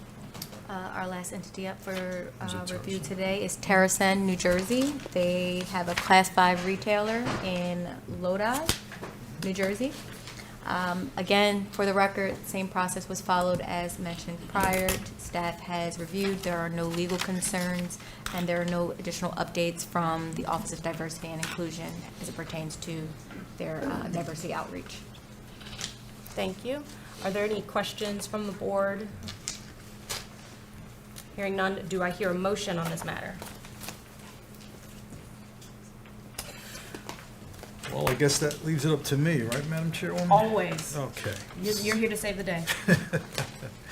So, Madam Chairwoman, I move that we accept the renewal for TerraSend New Jersey expanded ATC at their Lodi location. Thank you, Vice Chair. Is there a second? I will second this motion. Is there any discussion on the motion?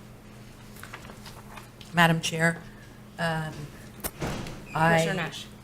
I looked at the labor piece in totality, and at the last meeting, I had stated my reasons, so I'm going to say, I'm going to abstain and just see how labor efforts are progressing with this particular business.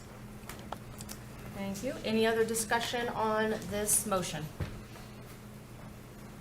Hearing none, Ms. Joannem, can you please call the vote as it relates to the motion for the renewal of the adult use cannabis business license for Expanded Alternative Treatment Center, Terracin, NJ? Commissioner Barker, Nay. Commissioner Del Cid-Coso, Yes. Vice Chair Delgado, Yes. Commissioner Nash, Abstain? Chairwoman Wenu. Chairwoman, Yes. the resolution passed.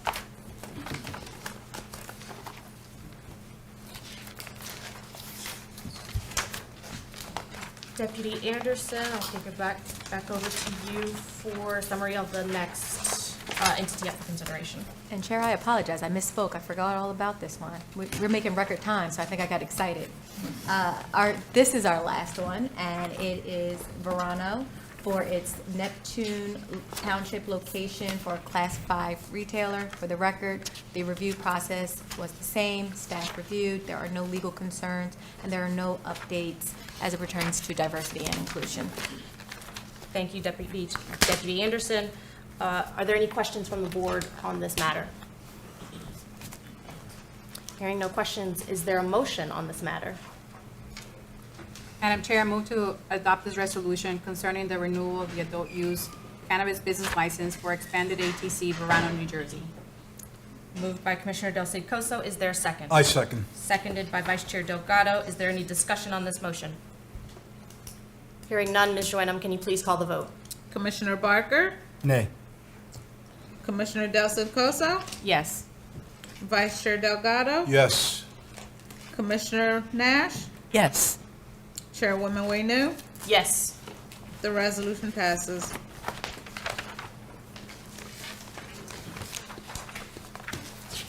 Next item for consideration is annual license renewal applications for testing laboratories. Thank you. Deputy Anderson, can you provide a summary of the renewal applications for these testing laboratories? Sure. There are 2 testing labs up for consideration today. For renewal, each lab had to update and ensure correctness of all information submitted in its previous application on file. It had to submit a copy of the most recent assessment from an accredited body as required by the administrative code. Each of the 2 entities up for consideration today, we have Trichome Analytical for testing laboratory license in Mount Laurel, New Jersey, and Green Analytics East LLC, which they just changed their name so that it's different now, but in Hamilton, New Jersey. Have submitted the required documentation. Staff has reviewed and confirmed that the entities continue to utilize those processes and procedures that were in place at the time the license was initially awarded. Upon the completion of review, I support staff's recommendation that each of the testing labs' license be renewed. Thank you, Deputy Anderson. Are there any questions from the board on the information provided? Hearing none, is there a motion on this matter? Madam Chair, I motion to approve the resolution for consideration of renewal applications for testing laboratory licenses. Moved by Commissioner Nash. Is there a second? Second. Seconded by Commissioner Del Cid-Coso. Is there any discussion on this motion? Hearing none, Ms. Joannem, can you please call the vote? Commissioner Barker, Nay. Commissioner Del Cid-Coso, Yes. Commissioner Nash, Yes. Vice Chair Delgado, Yes. Chairwoman Wenu. Yes. The resolution passes.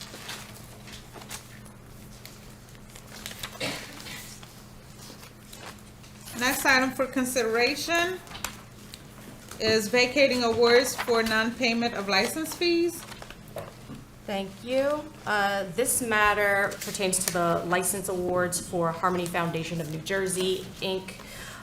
The New Jersey Cannabis Regulatory Commission's board approved Harmony for 4 adult-use cannabis business license awards on December 2nd, 2022.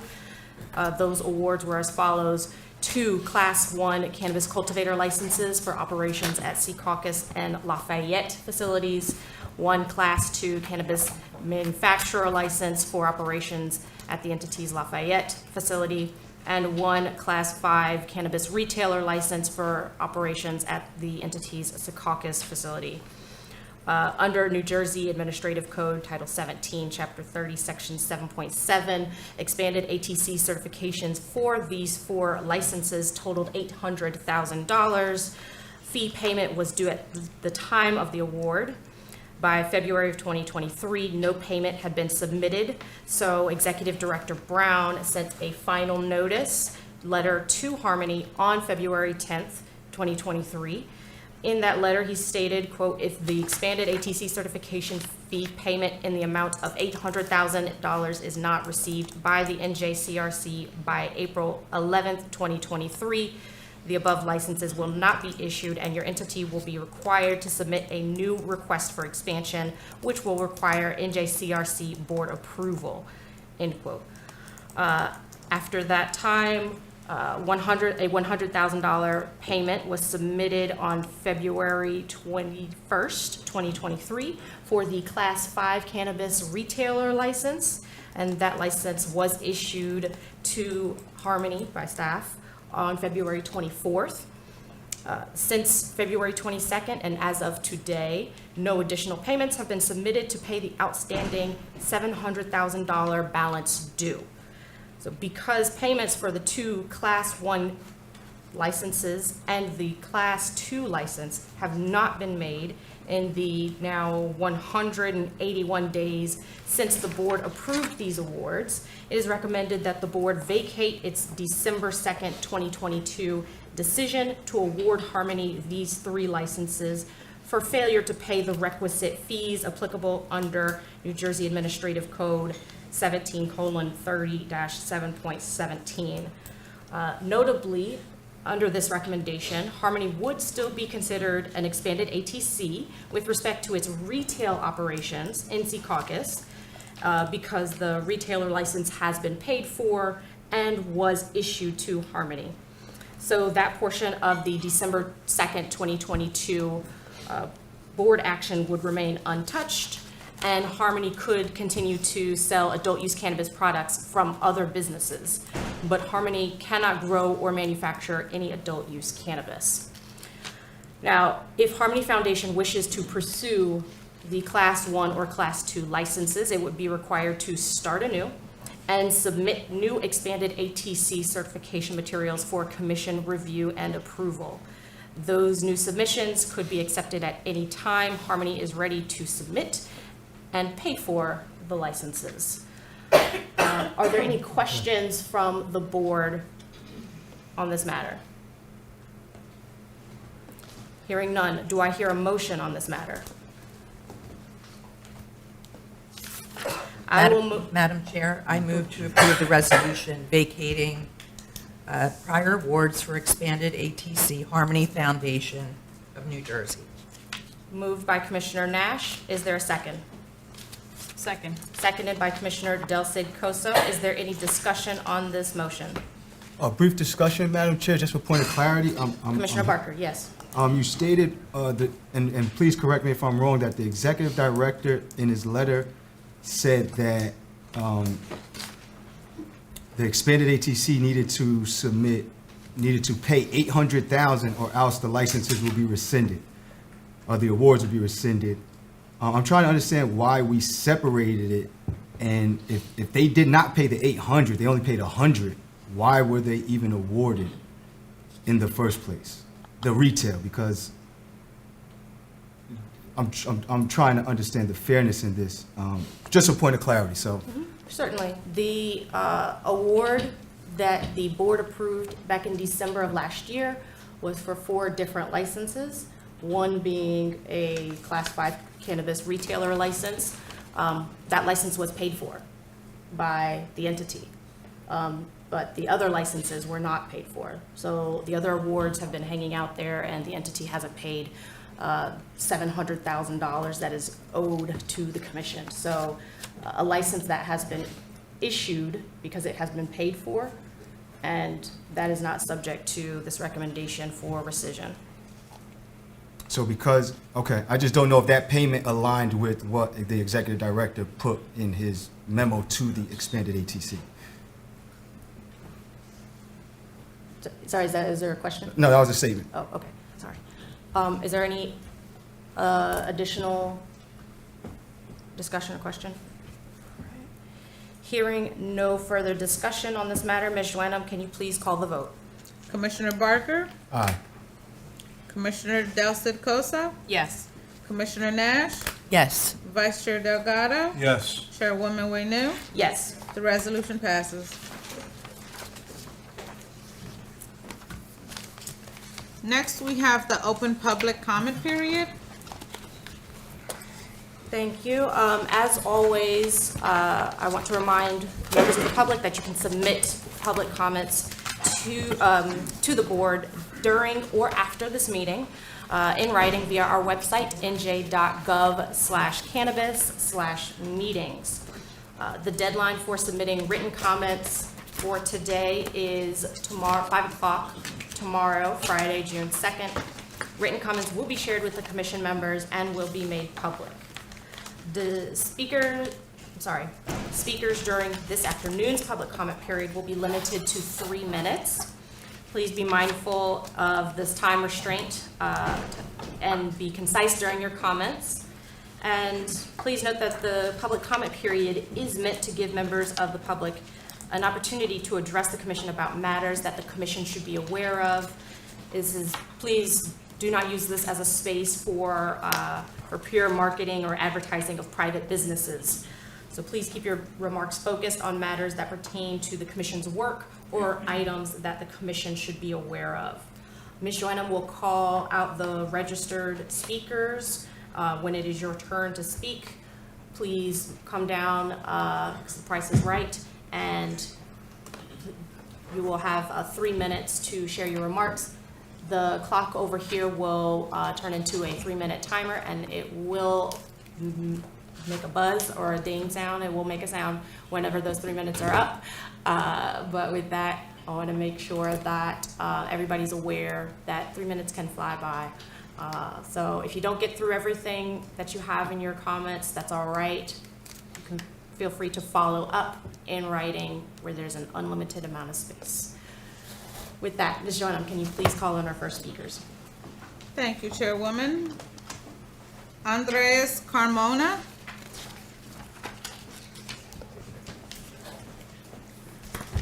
Anton Valley.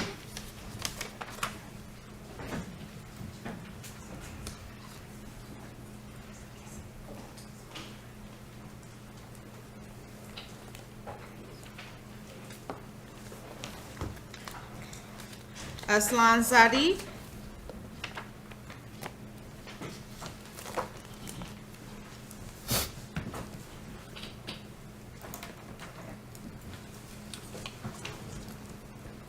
Good afternoon, Commissioners, and Hit the button. If you want to press the button, yeah, there you go, perfect, thank you. yes, good afternoon, Commissioners and Madam Chairwoman. Thank you so much for having me. My name is Aslan Zadeh. I am the CEO of Jersey Smooth, one of the annual license holders that was awarded an annual license today. Thank you very much. And I've been watching from day one, and it's so wonderful to be here, and I can't speak any more highly of all of you. I'd like to take this time to just go on record to give a shout out to my lead investigator, Joseph, Mr. Joseph, sorry, I'm a little excited, Genova. Joseph Genova, he was an incredible, very thorough and respectful lead investigator. I'd also give a shout out to Mr. Jim Barasia. He was absolutely very helpful. I'd recommend any conditional license holders to reach out to them if they need help, especially Mr. Barasia. He's been very responsive and wonderful. I wanted to ask you next perhaps next meeting or the meeting after, if we could go over how the budget for the CRC is created, because in my personal opinion, as wonderful of a job as you are doing, we need more resources for the CRC. I believe there's some disgruntled potential license holders, and they're just taking it out on the wrong people. I think if you were to kind of make that public information known, who is the legislative that determines the budget, perhaps these disgruntled people could, join forces, and we can go after them to get you the money that you need, because the numbers are staggering. I mean, I'm really happy I have made it out of the investigation and into annual license status, but that is only going to get harder and harder. You know better than anybody how many conditional licenses are out there, and I really believe the CRC needs more resources. I have truly enjoyed the changes you've made. Today was incredibly exciting. The way you guys automated the extension request, I think that's going to take off a lot of weight from your investigative staff. And there was a few other things that you did today that I really believe it's taking us in the right direction of utilizing these resources that you have, but we need more. And that's all I wanted to say. But I wanted to emphasize, thank you so much for the annual license.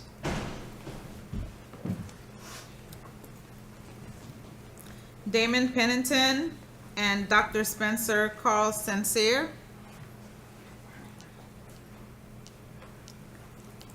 Danielle Jones.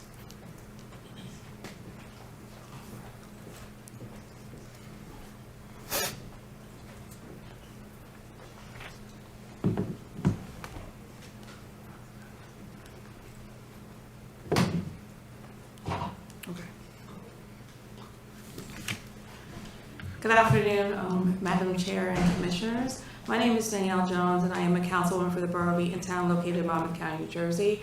I just want to say, thank you for this opportunity to be able to come and speak to you. The reason why I wanted to speak, because one, I wanted to commend you all for the work you're doing. I think it's very important that we make sure that we incorporate social equity and racial justice with the work that we're doing. Yes, we are trying to be, we want to make money. We want to see economic growth in our towns, but it's important that we consider racial justice and social equity with the work that we do.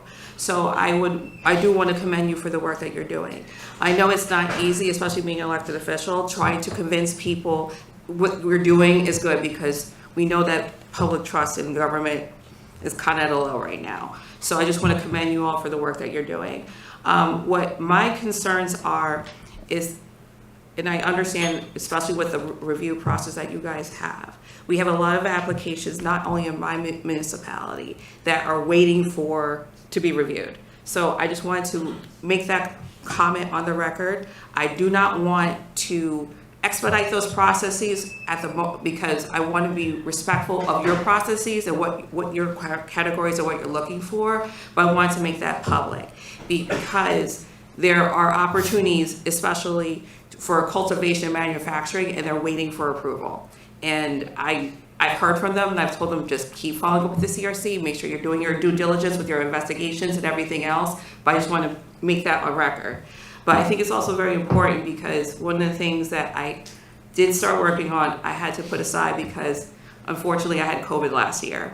I'm working on doing a workforce development program for the cannabis industry, because I think a lot of focus is being done on retail, but we can talk about how to become a cultivator, how to become a manufacturer, how to be involved with distribution, and then we can also expand those and expose those people who were affected by the war on drugs and everything else to get those good paying jobs. Because I think at the end of the day, we can still talk about racial justice and social equity, but we can still talk about pocketbook issues. So I wanted to make that clear. So I do want to, once again, thank you for this time and this opportunity. I really do appreciate all the work that you do. And I'm happy to be a resource, especially on the municipal level. So thank you for your time.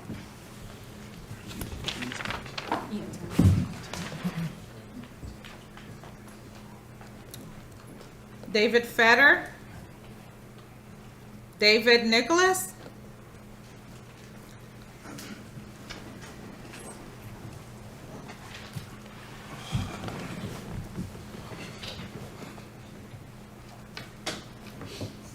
Hello, everyone. My name is David Nicholas. I'm a social equity applicant, well, now annual licensee.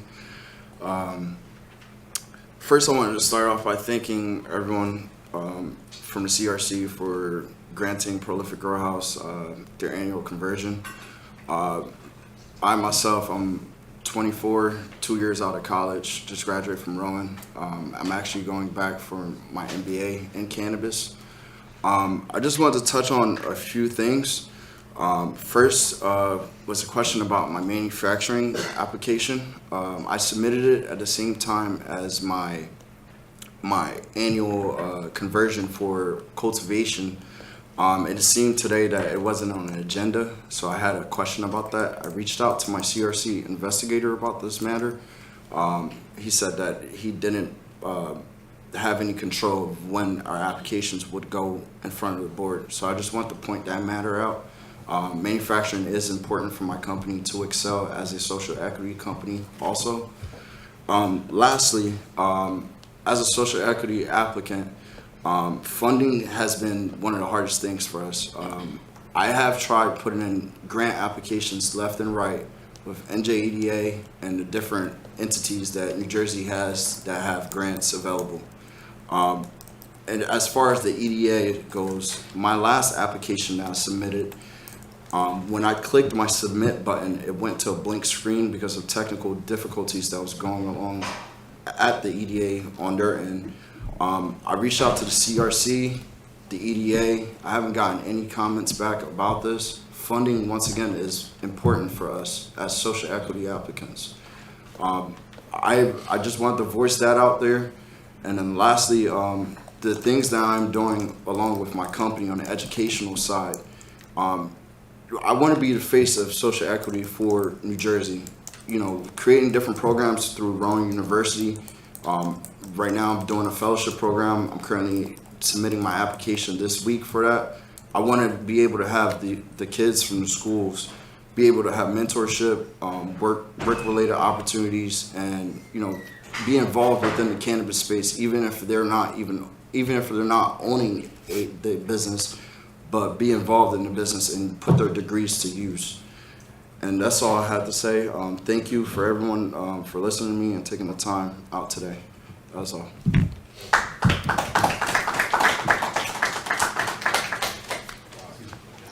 Edwin Robles. Jerron Kime Wright.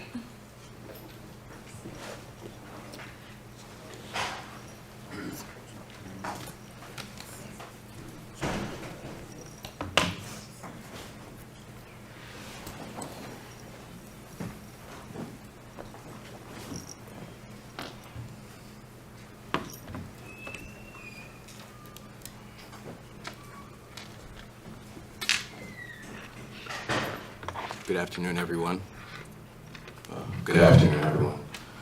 I'm Jerron Kime Wright, co-founder and managing partner at the Main Street Collective, a passionate advocate for environmental justice in a proud New Jersey. Today I stand before you with a purpose to address an issue of great significance that is undermining the very fabric of our society, corruption in local municipalities, and its diverse impact on the cannabis industry in New Jersey.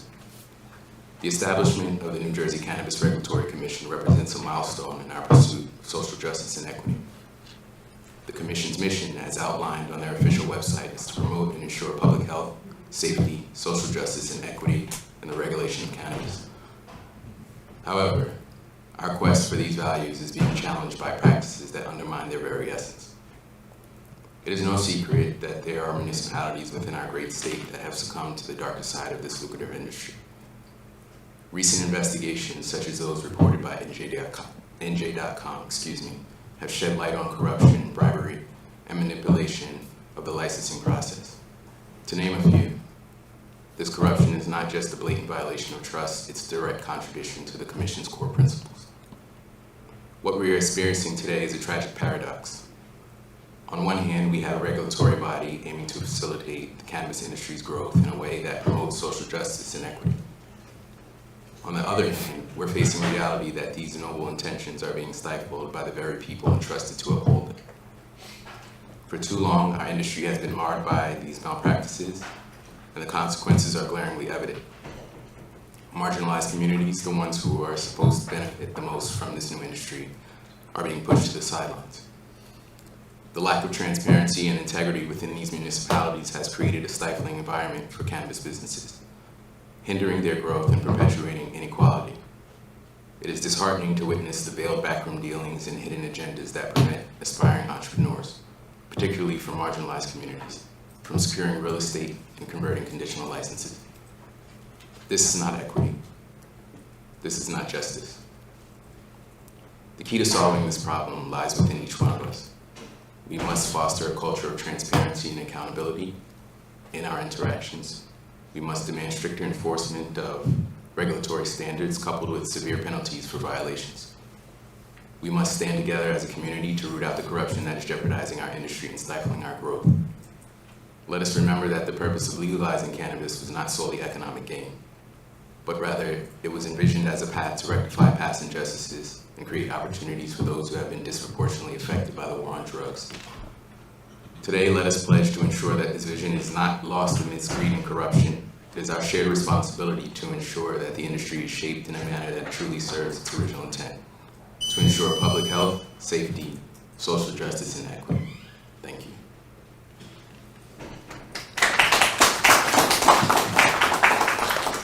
Jesse Long. Kevin Carter.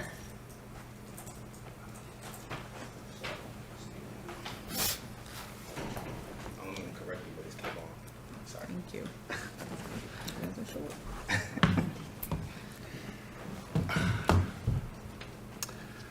Good afternoon, esteemed members of the Commission.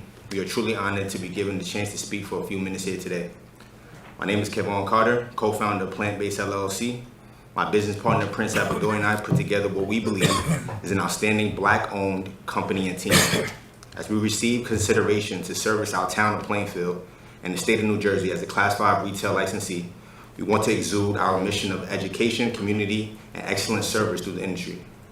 Although we did not take the conditional-to-annual licensing route, we are one of the applicants who represent true social equity. We pride ourselves on being one of the few Black-owned cannabis companies, but understand that there needs to be more. Plant-Based aspires to help New Jersey's cannabis industry flourish with inclusivity and an emphasis on entrepreneurship and small businesses to come. Excuse me.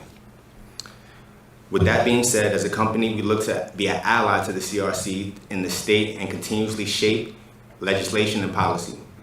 We can give those who have been affected by the war on drugs a chance to build wealth by demanding an equitable industry. To the city of Plainfield, we want to thank you for believing in our vision and giving us this opportunity. We are committed to the town and the success of our businesses being a staple of Plainfield's growing economy. We have very thoughtful plans to ensure we stay motivated towards a successful business and safely serving the needs of the community. We understand this is only the first step. On behalf of the Plant-Based team, the African American Commerce, and our attorney team, I want to thank you again for the time and consideration.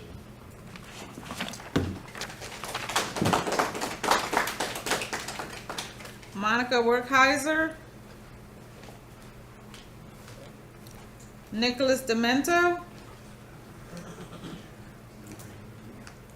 Paul Josephson. Rita.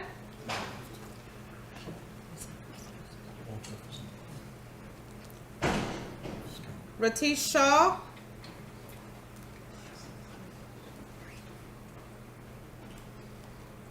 Ron Wallner.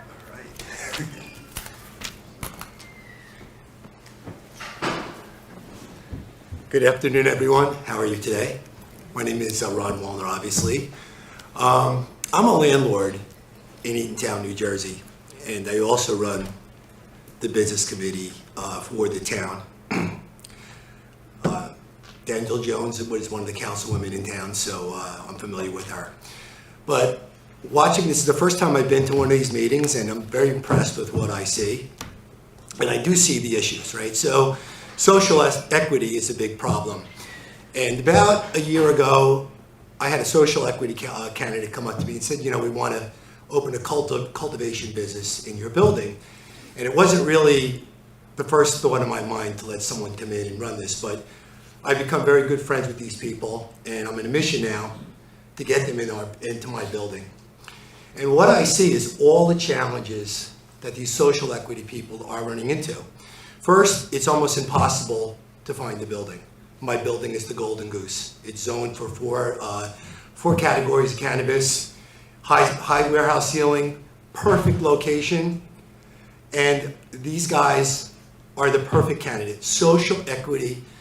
The one individual has been in prison for 27 years.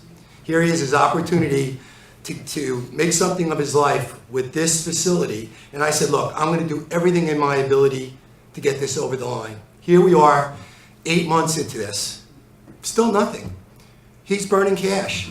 You know, if it wasn't for me behind him to keep this going, he would have given up a long time ago. And there's a lot of people like this now. The social equity candidates, they're trying to make this work. They can't find the location, they can't get the financing, and it drags on and on and on. So if there's something we could do, if you're serious about pushing social equity, let's get these things across the finish line. You know, I was hoping I was going to be here and their name was going to be on that board. You know, imagine all the money that goes into building one of these businesses out. It's expensive. Who wants to put the money in without knowing you have the license? So it's a real challenge for these people, and I hope these people will be considered hopefully in the near future, because it's become very difficult, this thing dragging on as long as it has. So that's all I have to say. If you're really serious about social equity, let's take a look at these people. Let's get this thing over the finish line. Thank you.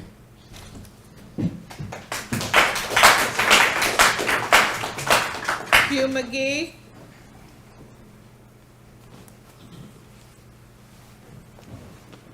Thank you. Hugh McGee from Eatontown, New Jersey. Ron Molnar was from Eatontown, New Jersey. The Air people are from Eatontown, New Jersey. So we're putting a push on the commission for Eatontown, New Jersey. In 2019, I sit on a board that's an advisory capacity to the mayor and council. And the question came up, should we support this cannabis idea? And I said at the time, yes, I think we should, because there's a lot of benefits to cannabis that maybe we're not aware of. Maybe it requires more delving into by the governmental bodies, by the pharmaceutical companies and the like. So as a committee, we recommended that the borough of Eatontown support cannabis operations. At this point, it was, as you may recall, medical. And considering the fact that Eatontown, because of Fort Monmouth, and because it's a pretty much the crossroads of Monmouth County, it's a very diverse community. It's middle class, it's hardworking, and you could even say blue collar. There's a lot of folks there who are interested in having the ability to purchase cannabis, but more importantly than that, because of the veteran community there too. And consider Fort Monmouth was around before World War I. It's got a history, and the people are very loyal to the community. So the medical aspect of this with the vets was very empowering. And they came to us, and a lot of people who were supporting the idea of cannabis said, look, we want the community to support this. Mayor and council put it on the vote, and the community voted it in. So there was a big step towards that. And in working with the community at whole, and in talking with the mayor, who was a nurse, who is a nurse, supports the idea of the medical, not so much recreational, but the thinking has changed. And with AIR, and they were the first ones to open up in Eatontown, it's worked out very well for them. It's worked out well for the community. So we're saying, look, we have a positive attitude, and most importantly, we have 3.5 million square feet of industrial space on Industrial Way East and West that's zoned for cannabis, whether it be any one of the 5 categories. And one of the councilmen said, you know, we don't mind being known as the Silicon Valley of cannabis in New Jersey. So there's a focus here that we'd like to get more businesses open. And as Ron Molnar just said, we have a group that wants to open in his facility, and it's social equity. So we would appreciate your support. And if you see something come across the line that says Eatontown, New Jersey, no, we're pushing for it. Thank you so much, and I was impressed. Sean Brown.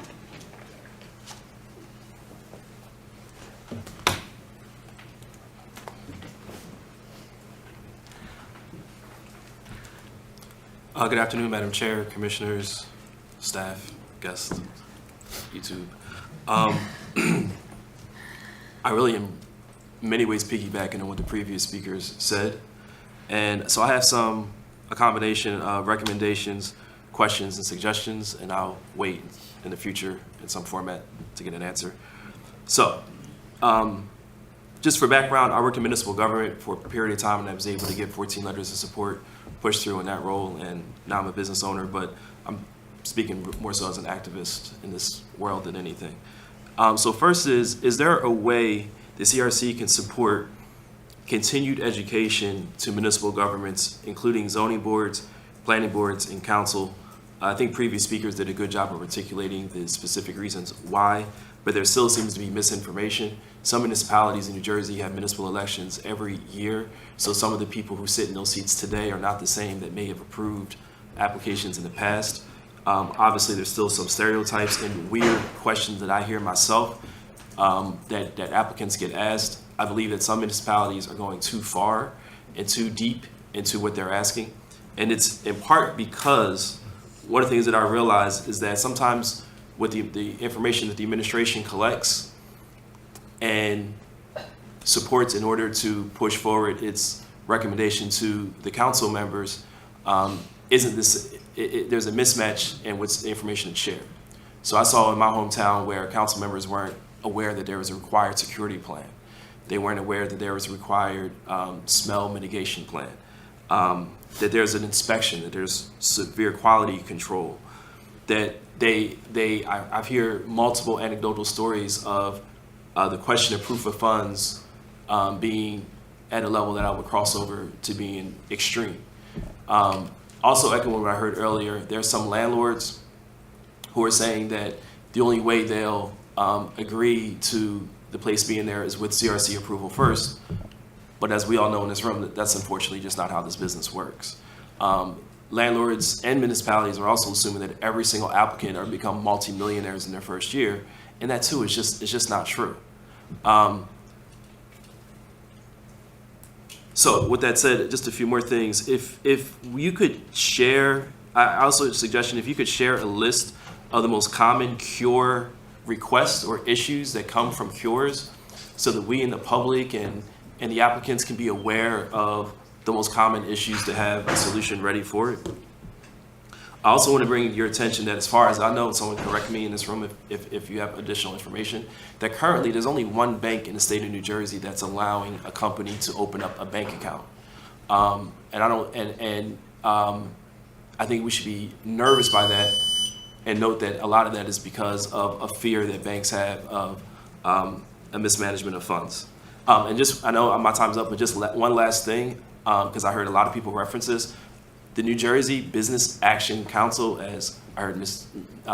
Nash was at a presentation as well where we heard this, they're doing a great job of beginning the stages of educating anyone that wants to be involved in the cannabis industry. Everyone that I know that comes to my attention that wants to get a job in the industry, I'm pushing them to them because they're the experts that can do the training properly, taking the burden off of new companies that are forming. So thank you for listening. I look forward to having a continued dialogue.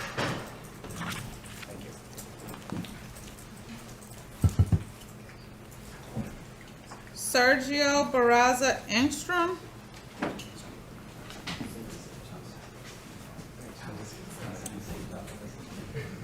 Shannon Farrell.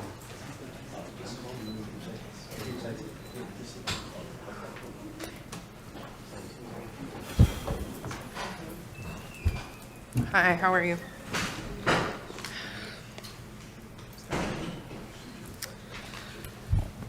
I timed myself, so I'll really try to keep this under 3 minutes. Hi, everyone. Thank you for allowing me the opportunity to speak this afternoon. My name is Shannon, and I've been in the state's medical cannabis program for a little over 2 years. In that time, I found cannabis has decreased my need for half the pharmaceutical medicine prescribed to me for anxiety and panic disorder.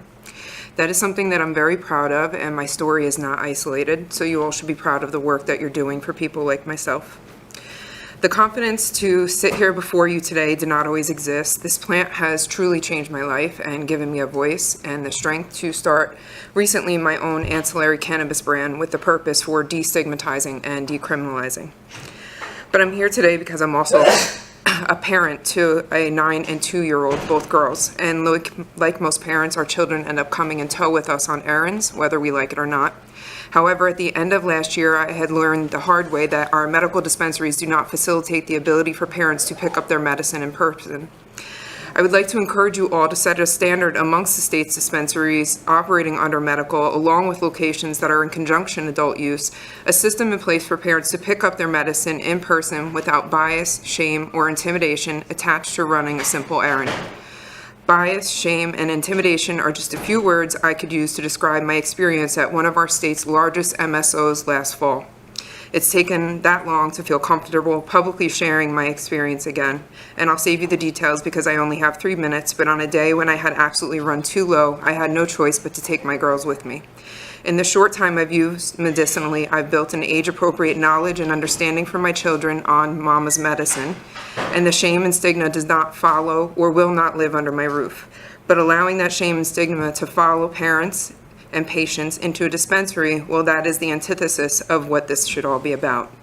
I recognize that our state's process to come this far has not been easy, many of you working firsthand, and there are certainly a lot of you who recognize we still have a ways to go. So my point is, if I can take my kids to Walgreens to pick up my Lexapro, the liquor store to get my favorite wine, or let me tell you about having to take my once 2-year-old with me to my annual OBGYN exam, then I should not feel any bias when I go to a dispensary operating the umbrella of a medicinal dispensary. We do not have dispensaries operating with the proper information. Many are misinformed and not willing to challenge the ideas that it's contradicting to allow parents to get their medicine. I can tell you that after weeks of emails, higher chains of command, tears, more bias, and gaslighting, I eventually worked with that particular MSO's regional manager to implement a policy for their New Jersey locations. So I know that this opportunity is there, but I believe it has to come from the top down. I stopped going to that dispensary because I physically didn't feel comfortable, not to mention, please let me finish. Not to mention, medical patients still spend quite a lot of money, so I'm of the mindset that I will give my money where it is deserved. Let me also add, changing dispensaries or strains is not easy. Many of you wouldn't want to change your barber or find the hassle of getting new birth control, so it's kind of the same. I have visited other medical dispensaries and have continued to inquire about how parents like myself can purchase, and I'm constantly left disappointed with the same "we just can't do that here," citing regulations that technically aren't there. Since education is elevation, we cannot elevate the truth about cannabis without educating those at our front line. Thank you again, and I'm sorry for taking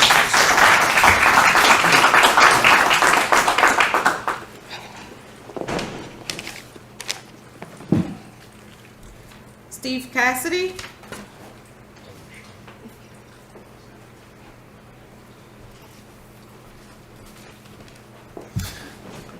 Hi, everyone. Good afternoon. My name is Steve Cassidy. I'm the owner of Daylight Cannabis. We're a retail licensed, now annually licensed retail business in Mount Laurel, New Jersey. Quickly, speaking off the cuff here, I just wanted to give a shout out to my team who is watching at home. The ownership team, our future employees, we are so excited to get started. And thank you to the commission.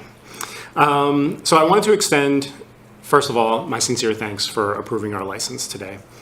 Most people in this room or listening at home or who will watch this later know how challenging the process has been to get to this stage. New hurdles, challenges every step of the way, not just CRC challenges, local ones, behind the scenes ones, financial, all kinds. It's all worth it though. It's a major accomplishment. All awardees should be proud of. We certainly are. As a micro business, this means a lot for us. We're out there grinding on the side, hustling to make this work. We're making this dream a reality.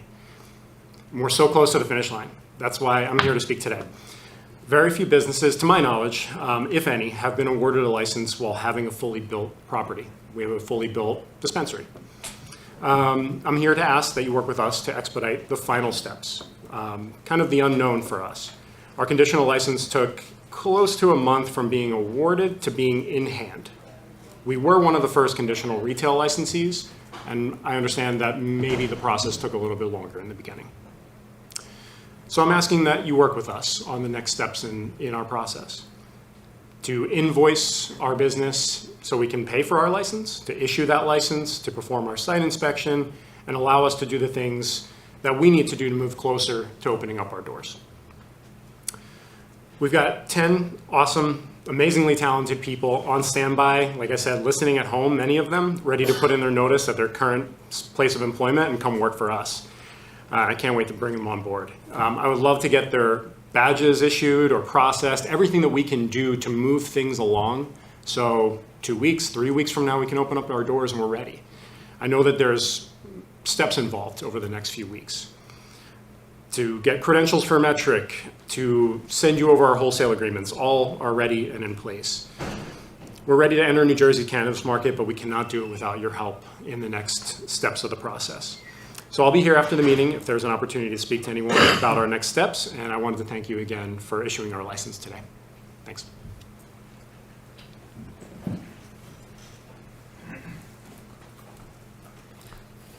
Thomas Genfra.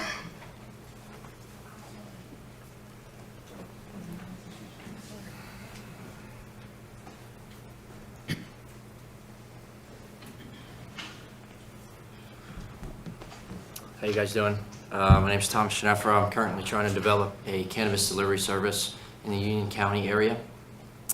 My original question was answered, but I had a new question after hearing the new updates based off the Class 6. I know that Mr. Barker said that they would like to give more consideration to social equity applicants, and I'm all for that, absolutely. And I think he makes a very good point, in addition to minority businesses as well. The only thing I'm requesting that you guys give it a possible chance to possibly amend that to maybe put a limit on the amount of Class 6 delivery licenses in the state, because I have worked tirelessly to try and create this business, and words can't describe it. And hearing that I'm gonna have to wait even longer because I am not currently a social equity applicant or a minority-owned businessman, and I don't come from a bunch of money either. And so it hurts, and it's frustrating, but I understand. If just possibly consider maybe adding a cap to the amount of Class 6 delivery licenses. I'm currently trying to apply for a micro-conditional, and with this new amendment, I would have to wait a lot longer to be able to start. And like I said, I'm all for social equity applicants getting a chance at business, but this amendment also affects my business as well, and how and my chance to have business. And so I just possibly, consider. But once again, I totally understand it. I genuinely do from the bottom of my heart. Because if I was a social equity applicant, I would want the same priority given to me. So I just want to say thank you for your time, and it was nice meeting you guys. Chief Vincent Mann.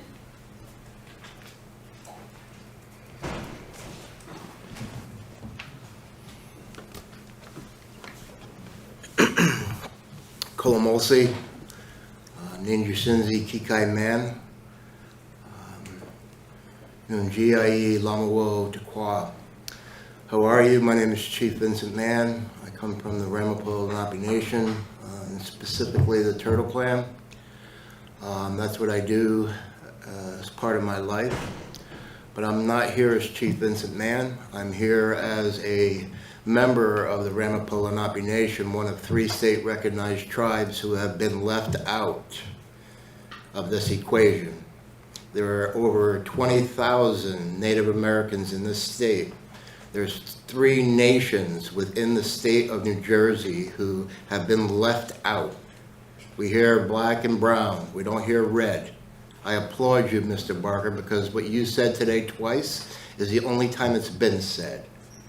Executive Order 122, Governor Corzine, I have mentioned this to you guys in our meeting that we had over Zoom. It requires you by law to have conversations with us. That has failed. You're not doing it. It means you're in violation of the law of the state of New Jersey, right? Because you're supposed to have these conversations with us because we're the ones who represent the indigenous people of the state of New Jersey. You can't just lump us into minority.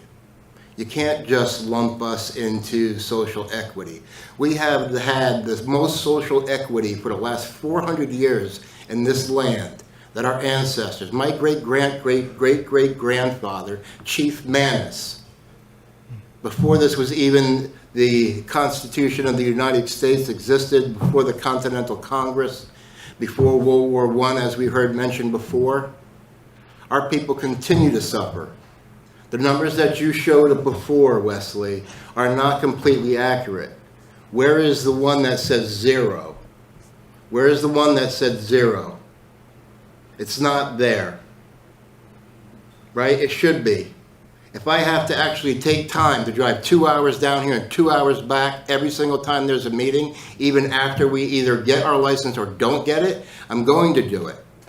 Because as far as I see it, there's 2 people up there that I actually will commend. And Mr. Delgado, you are one of them. Because last month should not have been removed from this meetings. And the reason why it shouldn't have been removed from the meetings because he is right. And Mr. Barker was right. And we anticipated, because of what you stated, Chairwoman, that you guys were going to be able to put all that stuff on the table. And it didn't happen. I'm glad that Baked by the River got their license, right? We have words in here from Jeff Brown stating, and from February, your license has been in for 60 days. You're ahead of everybody else. It's been 170 days. We're not ahead of anybody. We have had to pay $5,000 at the end of last year for our license, which is by law in the town of Andover, New Jersey. $5,000.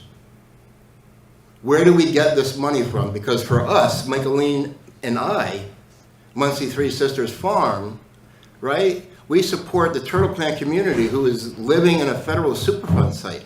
This is unbelievable that this has not been a priority here. It's not been a priority, Wesley.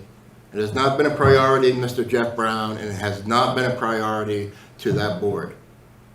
Just like Massachusetts, we know what happened up there. Just look at that. Just change it.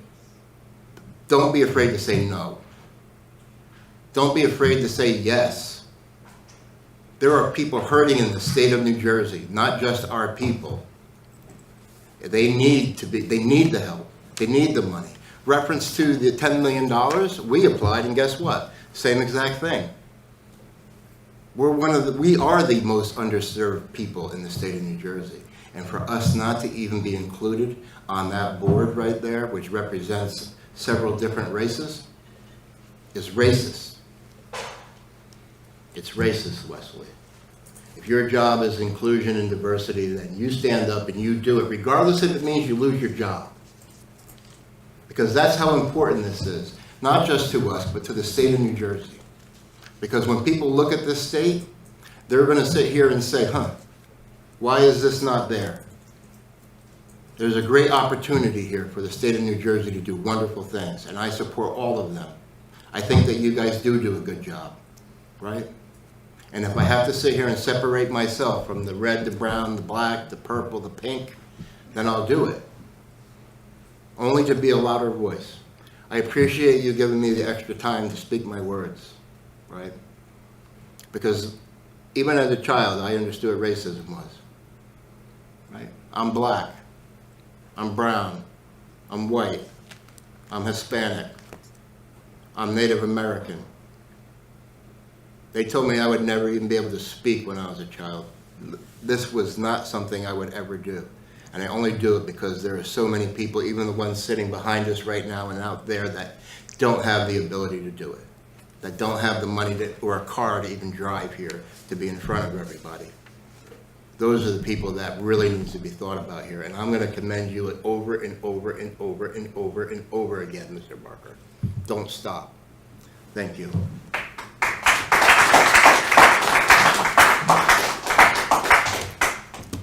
And lastly, Dr. Urbish.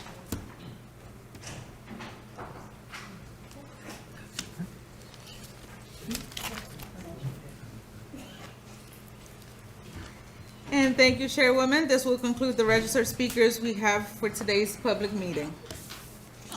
Thank you, Ms. Wenham, and thank you to everybody who spoke and shared their thoughts. As a reminder, you can always submit written comments to the commission until 5 p.m. tomorrow, Friday, June 2nd.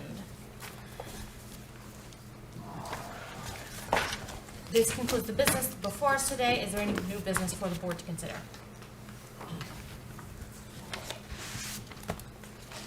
If not, then do I hear a motion to adjourn? Madam Chair, can I have a brief moment just for point of information for the public?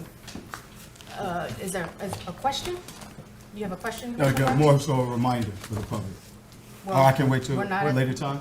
We're not at the point for just general reminders. Okay. Did you post the meeting out? I didn't hear you. Because I have new business. I asked if there were any new business. Oh, I'm sorry. and I didn't hear. I apologize. That's Madam all right. Chair. That's okay. I'm hard of hearing. That's all I'm right. a little old, older than you young people here, so I hope you consider my impairment. It is not an impairment. Anyway, I have new business. I'd like to make a motion. Madam Chairwoman, I see that in the month of August, we are not meeting. Is that correct? That is correct. Right. So I'd like to make a motion that we have a meeting that we put on the schedule in the month of August, a meeting strictly to issue licenses. I have to be cognizant of the staff. I understand that there's vacation schedules and also work schedules that staff work very hard on. So I'd like to have put on the floor a motion to have a virtual meeting in August, strictly for the point of issuing licenses, whatever licenses are available, because as we heard the chief just say, there are a lot of people hurting out there. There are a lot of people out there, a lot of applicants that are having carrying costs month after month after month and just burning through money. And I feel that there would be a lot of utility in having a meeting in August. So I'd like to put that on the floor and like for you to entertain a motion there and ask for a second. So Thank you very much, Madam Chairwoman. No problem, Vice Chair. So there's a motion to have a virtual meeting in August strictly to hear applications. Did I have that correctly? Is that correct? Yes, that's correct. All right. Thank you, Vice Chair. Is there a second of this motion? Can I possibly suggest an amendment to that, Vice Chair, just to consider, and this is just a numbers thing, right? We had our last meeting, I think, mid-April. It's been almost, my math could be wrong, 40-something to 50-something days since that meeting. Our next scheduled meeting, I believe, is July 18th, which creates another 40-plus, 50-plus days until our next meeting. To your point, Vice Chair, a lot of people are burning money. A lot of people need to be considered. And so I'm just asking if we do have a meeting in between now and August, that we consider adding proposed awardees to the agenda. Is that okay? Proposed awardees? Licensee, we can recommend licensees if we have a special, if there's a meeting. Okay, no, but he said, I think he wants to add a meeting in August.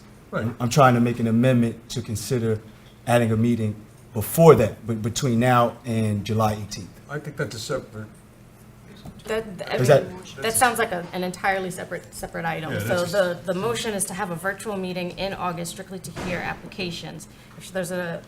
If you're trying to amend the motion, Commissioner Barker, then it would be amending. I'll make a new this. business motion. I'll make a new I business think motion. you're adding another motion. Yes, I'll make a new motion at the appropriate time. My apologies, I Vice think we need Chair. to vote on my motion first, or second my motion. So you already two, sir. Second. So you already two. So, Parker, you confuse me sometimes. Listen. I'm confused. Second. All right, so the motion thus far, because I believe, Commissioner Barker, you are withdrawing your Yes, earlier yes, statement. Okay, yes. so then the motion currently put forth by our Vice Chair is to have a virtual meeting in August strictly to hear applications. Now, Commissioner Nash, are you seconding that motion made by the Vice Chair? Yes, I'm seconding Vice Okay. Chair Delgado's motion. Seconded by Commissioner Nash. Is there any discussion on this motion? Can you just repeat the motion one more time? Just want to make sure. I just want to make sure it's absolutely correct. No problem. The motion is to, and I tried to write it as you were saying it, so I have it exactly, but have a virtual meeting in August strictly to hear applications. Is there a need Just strictly to, to issue, just strictly to issue licenses. strictly to issue licenses? Right. Okay. That's what the motion is, not to hear application, but to issue licenses. All right, so Whatever licenses we have available between the July meeting and the date in August, we issue them virtually in August. So the motion is to have a virtual meeting in August strictly to issue licenses. It has been seconded by Commissioner Nash. Yes. All right. Is there any discussion on this motion? We're all going to be certified in Robert's Rules by the end of this. All right. Hearing no discussion, Ms. Joynham, on the motion to have a virtual meeting in August strictly to issue licenses, can you please call the vote? Commissioner Barker, Aye. Commissioner Del Cid-Coso, I've been promoted to mommy, so maybe I will be here or won't be here, so yes. Commissioner Nash, Yes. That is a Vice Chair Delgado, Enthusiastically, yes. Chairwoman Waynu, An enthusiastic yes as well for me. the resolution passes. All right, thank you. Is there any additional new business for the board to consider? At this time, I would like to make that request, Madam Chairwoman. So can you state the motion? Yes, I would like to consider adding a meeting between now and our July 18th meeting. Similar to Vice Chair Delgado's request, virtual and at least licensing. It can be limited if there's appetite for more, and the staff, I defer to staff and see if they can manage it, but that would be something that I'm proposing. It's almost 50 days between now and our next meeting. Thankfully, we just moved forward the August meeting, or else it would have been another potential 40-plus days until September. So now we're in line with August, but if we can get something to help business applicants between now and July 18th, I think that would be helpful, if we can do it. Okay, so I'm gonna need your help here because Okay. I don't know where the motion Starts and stops. Yes, exactly. You said you were making a motion to add, you were making a motion to add a meeting between now and July 18th, and the July 18th meeting. Yes, Okay. to consider licensing, similar to Vice Chair Delgado's request. To consider licenses. All right, so the motion is to add a meeting between now and July 18th, and the July 18th meeting to consider licenses. Is that the motion? Yes. Virtual. Virtual. I did say that, yes, thank you for that. Commissioner Nash, Commissioner Del Cid-Coso. So the motion is to add a virtual meeting between now and the July 18th meeting to consider licenses. Yes. Is there a second on this motion? Second. Seconded by Commissioner Nash. Is there any discussion on this motion? I'll vote yes only on if you vote yay on the licenses that the staff approves. Any other, I'm gonna let that be where, We'll leave that let one. that lie where it is. Is there any other discussion on this motion? I for one will say, I will have to determine what staff can do. I don't know if, so, and take it from there. So, if there's no further discussion, Ms. Joannem, can you please call the vote? Commissioner Barker? On the, sorry, one second, I'm gonna just repeat the motion so that everybody's clear. On the motion to add a virtual meeting between now and the July 18th meeting to consider licenses. Commissioner Barker? Aye. Commissioner Del Coso? Yes. Commissioner Nash? Yes. Vice Chair Delgado? Yes. Chairwoman Wayno? No. The motion passes. All